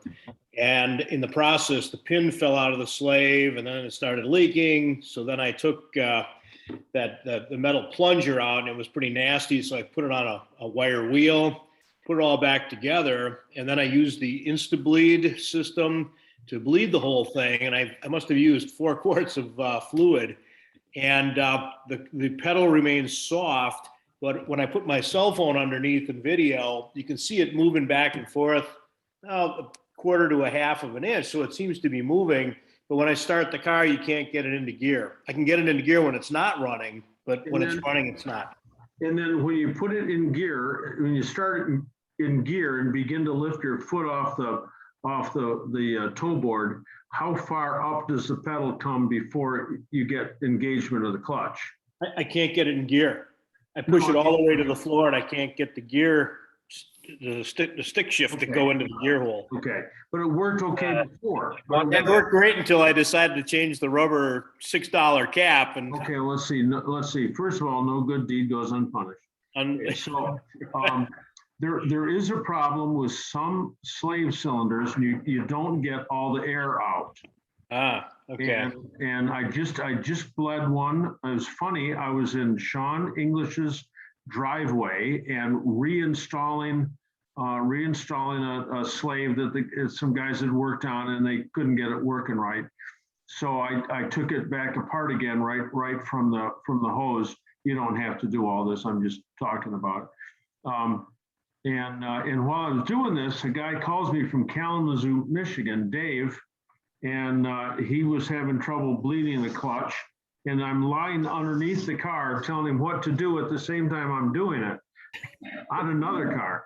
Is pretty bizarre. Anyway, karma. Do you have another person to help you bleed? I will have. I think instead of using the Easy Bleed system, I might try the classic pedal push system. So open the bleeder, pedal down, close the bleeder, pedal up, and do that a couple of times. And I mean, you've already bled it, so that's, you're going to be relatively assured that the air is out of the system. You can hear it. If you put a tube on it into a can or a bottle, you can see the air bubbles if there are air bubbles, but why would there be air bubbles?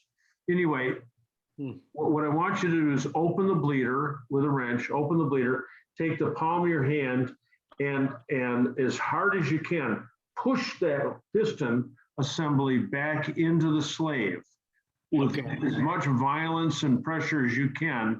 And sometimes there's a little bubble of air, just a little bubble of air that's caught at the top of the master cylinder, and that extreme pressure will churn that air up and blow it out of the bleeder.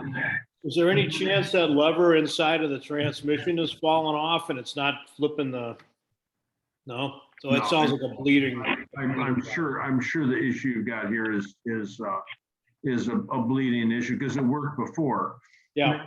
You can go to Napa. You can go to Napa. You can buy a new. Well, let's see. If the slave cylinder leaks, it's faulty. If the slave cylinder is faulty, it leaks. So if it's not leaking, it's good. You can go buy just a single Lockheed style cup at Napa. I think it's 1 1/4 inch, 1/8 1/4. Just a single one. But if it's not leaking, that's not the issue. I think you just got to put your hand up against it and squeeze maybe with a clamp. Get that last little bit of air out. Okay, because I bought one of those, a new slave and a metal clad hose from the outfit up in the Twin Cities, or not Twin Cities, but up in the Northwest, Pacific Northwest. Sure. And I think I'm going to do it, but I'm thinking about pulling the engine and transmission anyway. First, to learn how that works, and secondly, I still got that problem with low pressure or low compression on the back 2 cylinders and it's burning oil. So I'm debating whether to just tear the whole thing apart or if I should do it systematically. Well, let's see. Let's visit that engine for just a minute, because someone else wrote in here earlier, I think I read it, that the engine was tired. And that's not a good enough description. There are 5 factors that determine the condition of an engine. 5 factors. Does it leak water? Okay, does the water pump leak, or does it leak water? No. If it does, you can usually take care of that. The next one is, what's the oil pressure? The oil pressure ought to be nominally around 40 at idle, and then kick up to 75 pounds. This is MGAs, MGBs, midgets, T-types. It should be running pretty high pressure. Now, August, it's turning, you're in traffic, the thing's ticking over at 700 RPM. It can get down to 15 pounds. Who cares? As long as the instant you touch the throttle, it blows it right back up to the pressure runs right back up to the blow off, which is 75 pounds. What if it starts at 70 and the longer you drive, it's going back to 50, 45? Bearing time. Which bearings? Well, so you can remove the sump in place. You can change all 4 rod bearings. You can change the center 3 of the 5 main bearings. Can't get to the end ones. You can't get to them, so you can't even argue about it. And you can change the oil pump. And if you do all that, suddenly the oil pressure's back up again. Now you go, well, what about that front and rear bearing? Well, yeah, it's soaking up oil pressure. But if you take the engine out of the car and take it apart, every single thing you look at is going to be faulty. I mean, the chain tensioner, the chain, you can argue that the gears go bad, the cam, the lifters, the piston rings, the pistons, everything's faulty. And all of a sudden you're into this huge engine rebuild, but you can do it in situ. Although everyone now says in situ, but anyway, you can do it in place. Just by taking the sump off anyway, so that you get the oil pressure. Does it leak oil? What's the oil pressure? What's the oil consumption? What's the oil consumption? Is it too much? Is it a quart every tank full? That's getting pretty intense. And is it leaking it or is it burning it? But that's, and then you got compression, and then you got the condition of the camshaft. And if you've got just 2 of those things that are faulty on the car, just do it in place. Maybe even 3 of them. But if you get like 4 of them, it's like, nah, just do the engine because it's time. So anyway.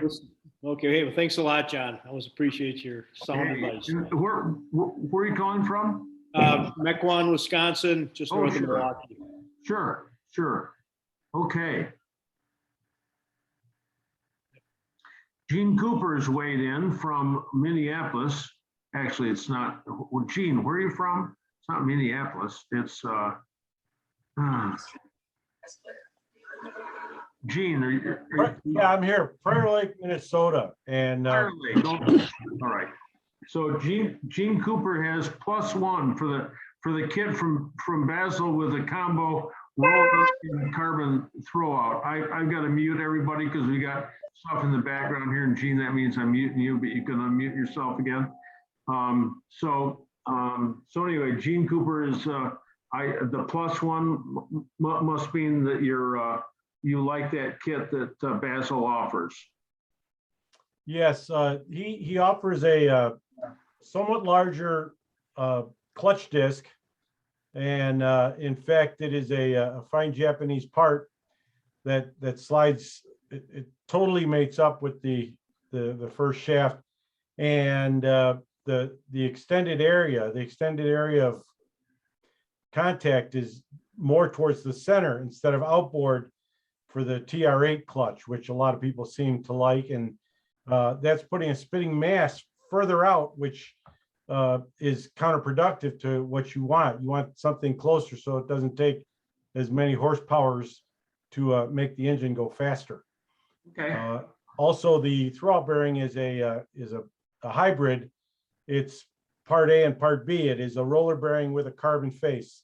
So it still has the sliding, don't sit at a light with your foot on the clutch, but it doesn't heat in normal use. And it is smooth as all heck. I was truly impressed after I got done putting it in. Okay. All right. Now that makes sense. I couldn't understand exactly from the before what was going on. So okay. All right. And John, if I could just comment to Dan's comments about his motor, I agree 100% with John. You take the nuts and bolts out of the engine mounts so you can lift it up just a little bit to get the sump off. Just put a set of inserts, and you could do the mains, or you could just put the inserts in. If you want to put a new oil pump in and put it all back together and see what changed. And I would suspect you're not going to be unhappy because also, as John said, if you take that motor out, you're going to spend $4,000 in a heartbeat. Well, if you do your own work, it's 4,000. You're going to have to send it out and get it machined. You're going to, there's some things that you just probably don't want to do in your own garage.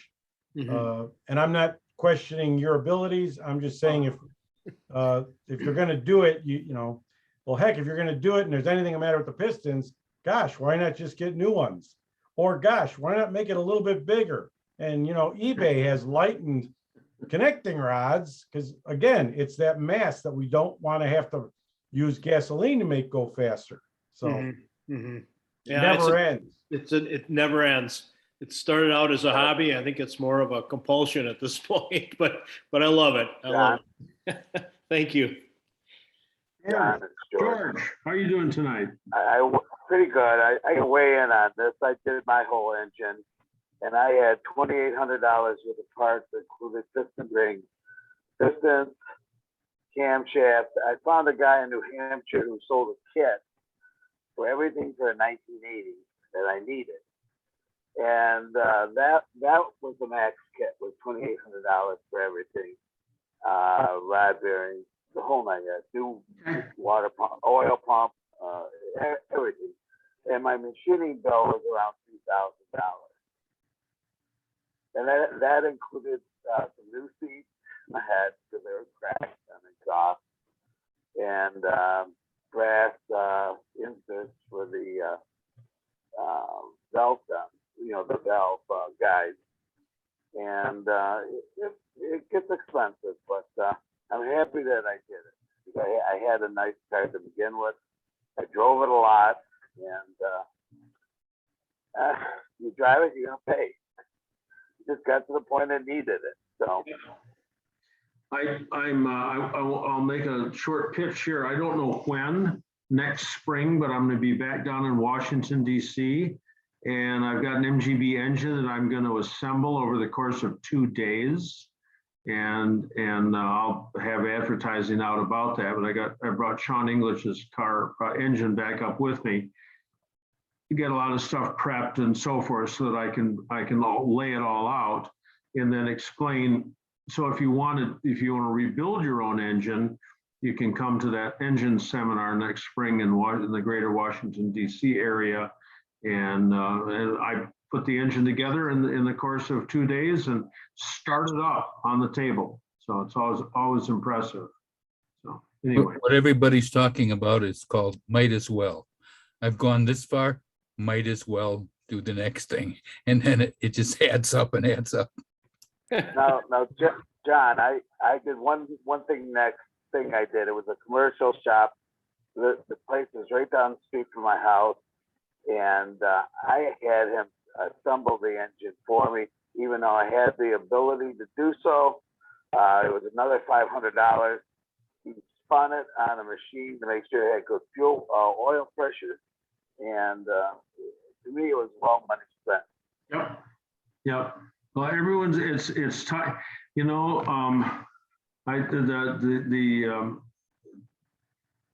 the engine equation is dollars equal power times efficiency times reliability all over emissions. And it's you get into there and it's like, well, you know, I want to make sure it's the right thing. And so you want to buy the best stuff you can get. My late wife, Caroline, said, if you open up an engine, it develops an appetite. So once you get into, which is why I'm so keen on taking the sump off and just changing the bearings, just doing that, because you can get out of that for a couple of $100. You can take it out of the car, you know. And if it works, great. You know? I did that before I did the engine rebuild. It was 2 times I did that. I had rings that were breaking, and I couldn't determine what was causing the rings to break. Now I know it was caused by detonation. what was the main culprit that took out the rings originally. But I had pulled the sump, pulled the head off, pulled the pistons out. But after the second time, I had a rod knot. And looking at number 2 journal on the rod, I knew that unfortunately the crank had to come out. You know, if the crank has to come out, game's up. So, yeah. I mean, you can change the cam in the engine in place. And despite Gene jacking the engine up and putting shims underneath the motor mount so you can get the sump off, you don't have to. It takes a while, but I'm able to get a sump off by using a snake offset wrench on those front bolts. It's tedious. Maybe you make a case for maybe it takes a little bit longer to jack it up and put some shims under the motor mounts, and then it's easier. But anyway, well, once you get the screws out, you just grind them down a little bit. They go back in easier when they're shorter. Well, getting the bolts out of the sump, that isn't too much trouble. It's getting the 4 or 5 of them in the front back in, and you just use a screwdriver to hold them in place and a wrench. And of course, the wrench can only turn like a 1/12 of a turn at a time, but eventually you can do it. So. Okay, here, let me get a couple more. It says on here there's 60 more messages. I don't think that's true. I'm right down here. David Wren. Oh, here we go. We're talking about David Wren says, just in the past few years, Samoa changed from driving on the right to driving on the left.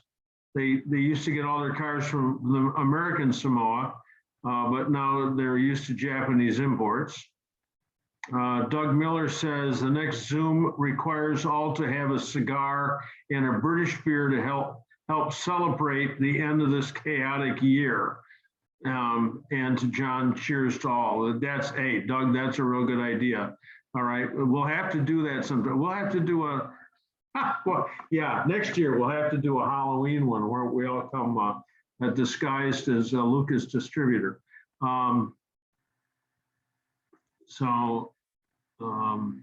Here's Bruce Frazier, who came in at 8:49. Maybe got the time wrong. I just logged in, maybe you answered this already. I have the head off my 80 MGB for rebuild and thought I'd replace the studs as long as I'm doing the job. No, don't do that. The problem is that 3 of the studs, the short ones, are stuck in the block. I don't want to force it too much as I'm afraid to break them off. I don't think you'll break them off. I don't remember ever breaking a stud, taking it out of a block, but I haven't done a lot of engine work in the past 5 years. You just got to be able to hold on to that stud tightly enough. And there's 3 or 4 different ways to get the stud out of there. Heating it is not a good option, although there are penetrants. I just used another one, Penray, Pen Oil, something or other, but there's a bunch of penetrants that you can use. But I've never broken a stud off. The trick is not to bend it. Don't bend it while you're trying to take it out. And it sounds crude, sounds gross, but if you take 2 pairs of vice grips, you grab the stud real fiercely with the 2 vice grips, and you can turn it out like a handle. And then when you're done, you can chuck the stud up in a drill and sand it and get rid of those risers. Because the stud, any imperfections in the length of the stud makes it weak. If you bought ARB studs, okay. But if you bought any other studs, I'd send them back and you use your original ones. There's nothing wrong with the original studs. So anyway, I don't know if Bruce Frazier's still on or not from Vancouver. So. All right, so I've got a couple more here, and then we're gonna say goodbye. Michael Cunningham, what's the typical oil pressure on a midget 1500? I get 75 pounds on a cold start, but after running for about an hour, it's more like 45. That's the problem with the midgets. And the bearings are fairly new. There are particular problems with the midget 1500. One is that the oil galleries are not big enough, and you get a rod failure on number 2 or number 3. But the bottom end of the block needs to be aligned, ALIGN, a line board. So you're sure that all 3 of those saddles are perfectly in line for when you put the bearings in. But you should get 75 pounds and it should stay there. If you're running at 45 pounds, you're going to lose a rod bearing soon. That some comes off pretty easily, but it has to do with the clearance between the use almost always the rod bearings and the rod. So you can, if you take the sump off again, you can use plastic gauge in there and measure the clearance, and you want to be right down at 1.5, 2 thousandths on that clearance, not more than that. And if it is more than that, you got to take the crank out and have it turned. Ben Andrews refers to this all as mission creep, the gradual or incremental expansion of an intervention project or missions. It looks like he's taking this off the web. But you know, mission creep, it's all the same. Oh my gosh, you start off, the best one I had, absolutely positively the best one I had was about 1980. And a gal calls me up from here in Grand Rapids and she said, my MGB is all apart and I wonder how much it would cost to put it all back together. Okay, I gotta mute everybody because I got some noise in the background, sorry. Not because I don't like you, just want to get rid of the noise. And so I went over to her house, and to say that that car was apart was a true statement. Everything was off that car. Oh my God. And she had boxes and boxes and boxes and boxes of Moss parts. Oh my gosh, or from all over. There were a lot of places in 1980 that sold parts. Stuff all stacked up. It's just incredible. The car is all painted. The Chelsea gray is beautiful. 64B. It's just beautiful. Her boyfriend's standing there looking uncomfortable, and we're talking to her and everything. And so I caught the boyfriend. I said, so where did this start? You know, I mean, how'd you get it down to here? You know, and he goes, oh, the heater control valve was leaking. So in the end, they took the whole car apart. Oh my gosh. Oh my gosh. All right, so Gene Cooper says, if it is not knocking and has 40 to 50 pounds driving and 20 at idle, it'll still run for a long time. 50 is, I would say, minimum, but Gene campaigns his cars a lot more than I do. There's a lot more roads up there in Minnesota than there is around here. So, okay. Gene is talking about Chryslers. They had no idle oil pressure.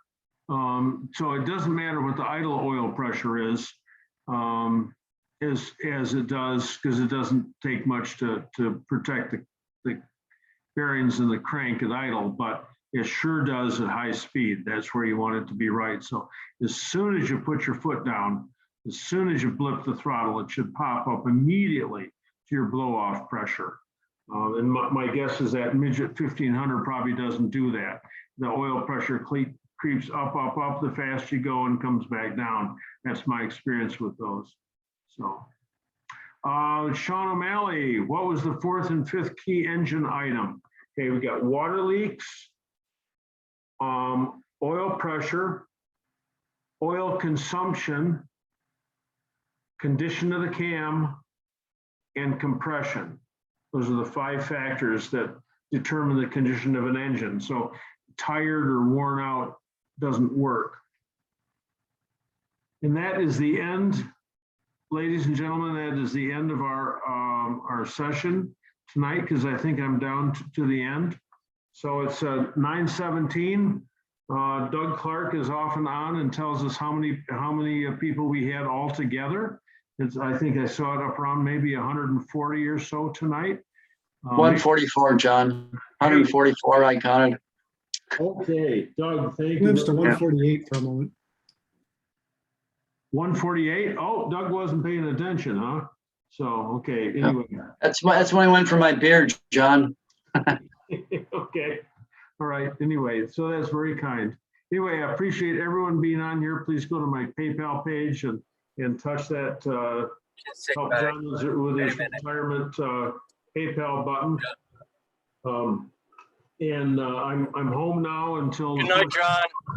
Good night. I'm home until the 1st of February when I'm going to Alabama. So I'll visit some people down in Alabama, maybe Southern Georgia, Florida while I'm down there. I'm going to get out of Alabama for a week and go drive around and see some MG people.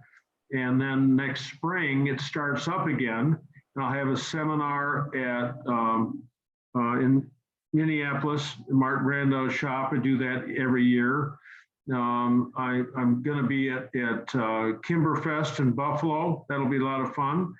I have yet to see the Erie Canal. My triple great grandfather was the chief construction engineer. Yeah, easy for me to say. He was the chief construction engineer of the Erie Canal. I have yet to walk 1 foot of the length of that canal. There are a couple of museums around there. I want to go and check that stuff out, see more about that. It's an incredibly out of the box project. I mean, a combination of innovation and Yankee ingenuity and public financing, the Erie Canal. Anyway, going to Buffalo for that. The MGA meet is in Colorado Springs, and the MGB meet is in Peterborough, Ontario. I'll be at the Central Pennsylvania British Car Fest again the weekend before Labor Day. And if somebody out there belongs to a club and you want to invite me to be your, I don't know, featured speaker, something or other, talk to me, we'll work something out. So anyway, until next time, which is, let me look at my calendar here. Let's see, November 8th will be our next meeting, and the 22nd is the meeting after that. The 22nd is my birthday. So what a better way to spend my birthday than talking with a bunch of MG people. So that would be very nice. So the 8th is our next one, Monday the 8th. So that's about it. If you got questions, you can call me. I haven't been answering my phone for the past, not all the phone calls for the past couple of weeks, because I was in Washington, D.C. and I really, even tonight, I'm still running on empty from that 3-week workathon. Have tools will travel. Have spanners will travel. And anyway, so I look forward to talking to all of you again in a couple of weeks. John. Hey, John, Thank you, John. Great. I had a tech tip. I think maybe you can wait till next time about if you have a cruise control and you put LED taillights in, it won't work, but I've got the solution. So if anybody wants to know what it is, I've got it. Taillights. What do your taillights have to do with cruise control? Because when you step on the brake, it shuts off the cruise, and they don't take as much power. So I've got this a 5-pin connector. Well, I don't know. Gotta move it this way. Yeah, 5-pin connector. Like you said before, you go on the threads and you get, you got to wade through a bunch of things that don't make sense. And we found some that did. It's kind to call it chaff. Yeah.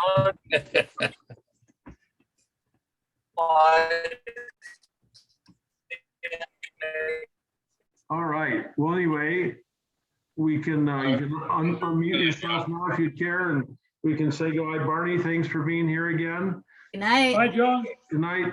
Good night. Thanks, And John. Dave Hornby. Thanks, John. Everyone. Thank you. Thank you. Tony, nice to see you. Good night, John. John, it's nice to see you. Tom, Glenn, Dave, Vern Osteen, very nice to see you. Larry, Tom. Hi, John. Yep, Ron Nugent. Hey, Ron Nugent, I see you there. Okay. You started to work in your car yet, Ron? Oh, it's raining. One more out time? there. It'll work better. My Ron Nugent, I was going to ask you if you'd started to work on your car. I didn't think you wanted it on because. No, I didn't. It wouldn't work. Yes, now working on it. Great, and it's raining out there. So, It is. Haven't seen rain for over a year. yep, okay, all right. David Massey, nice to see you. Tom Capo, nice to see everybody. So I will look forward to seeing everybody again in a couple of weeks. Martin, Dave Smittle, yep. Brian Boswell, yep. Very nice. Gentlemen, ladies, thank you very much. It's been a pleasure. It's always a pleasure. And Thanks, John. drive your car. Thank you. Safety fast. Hi, John. Thank you. Doug, I'll try to come up with a hat. Oh, wait, no, wait, Doug, wait. I got a hat that's better than your hat. Just a minute.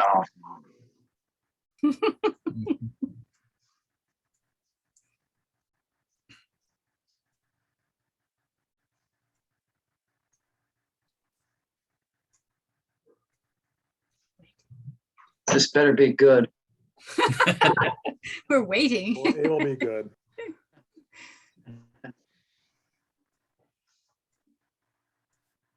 Okay. Is that good? That is- All right, it's good. Is that leather or plastic? No, this is fabric. Okay. Fabric. You know, it's not a real, and it's not Bobby. It says, oh, it is. It's British Metropolitan Police. So Yeah, good. Yep. Yep. That is good. Makes you want to say, hello. Yeah, I can't do that. Hello. Hello. Oh, it sounds like the octaves go up a little bit, you know. So anyway, all right. So I know Doug's gonna be thinking about this. Yeah, I have something already for 2 weeks planned, John, so. Okay. Okay. See you next time. Thank you. Bye. All Good right. night. See you. Good night. Bye. Here we go. Thank you. Good night.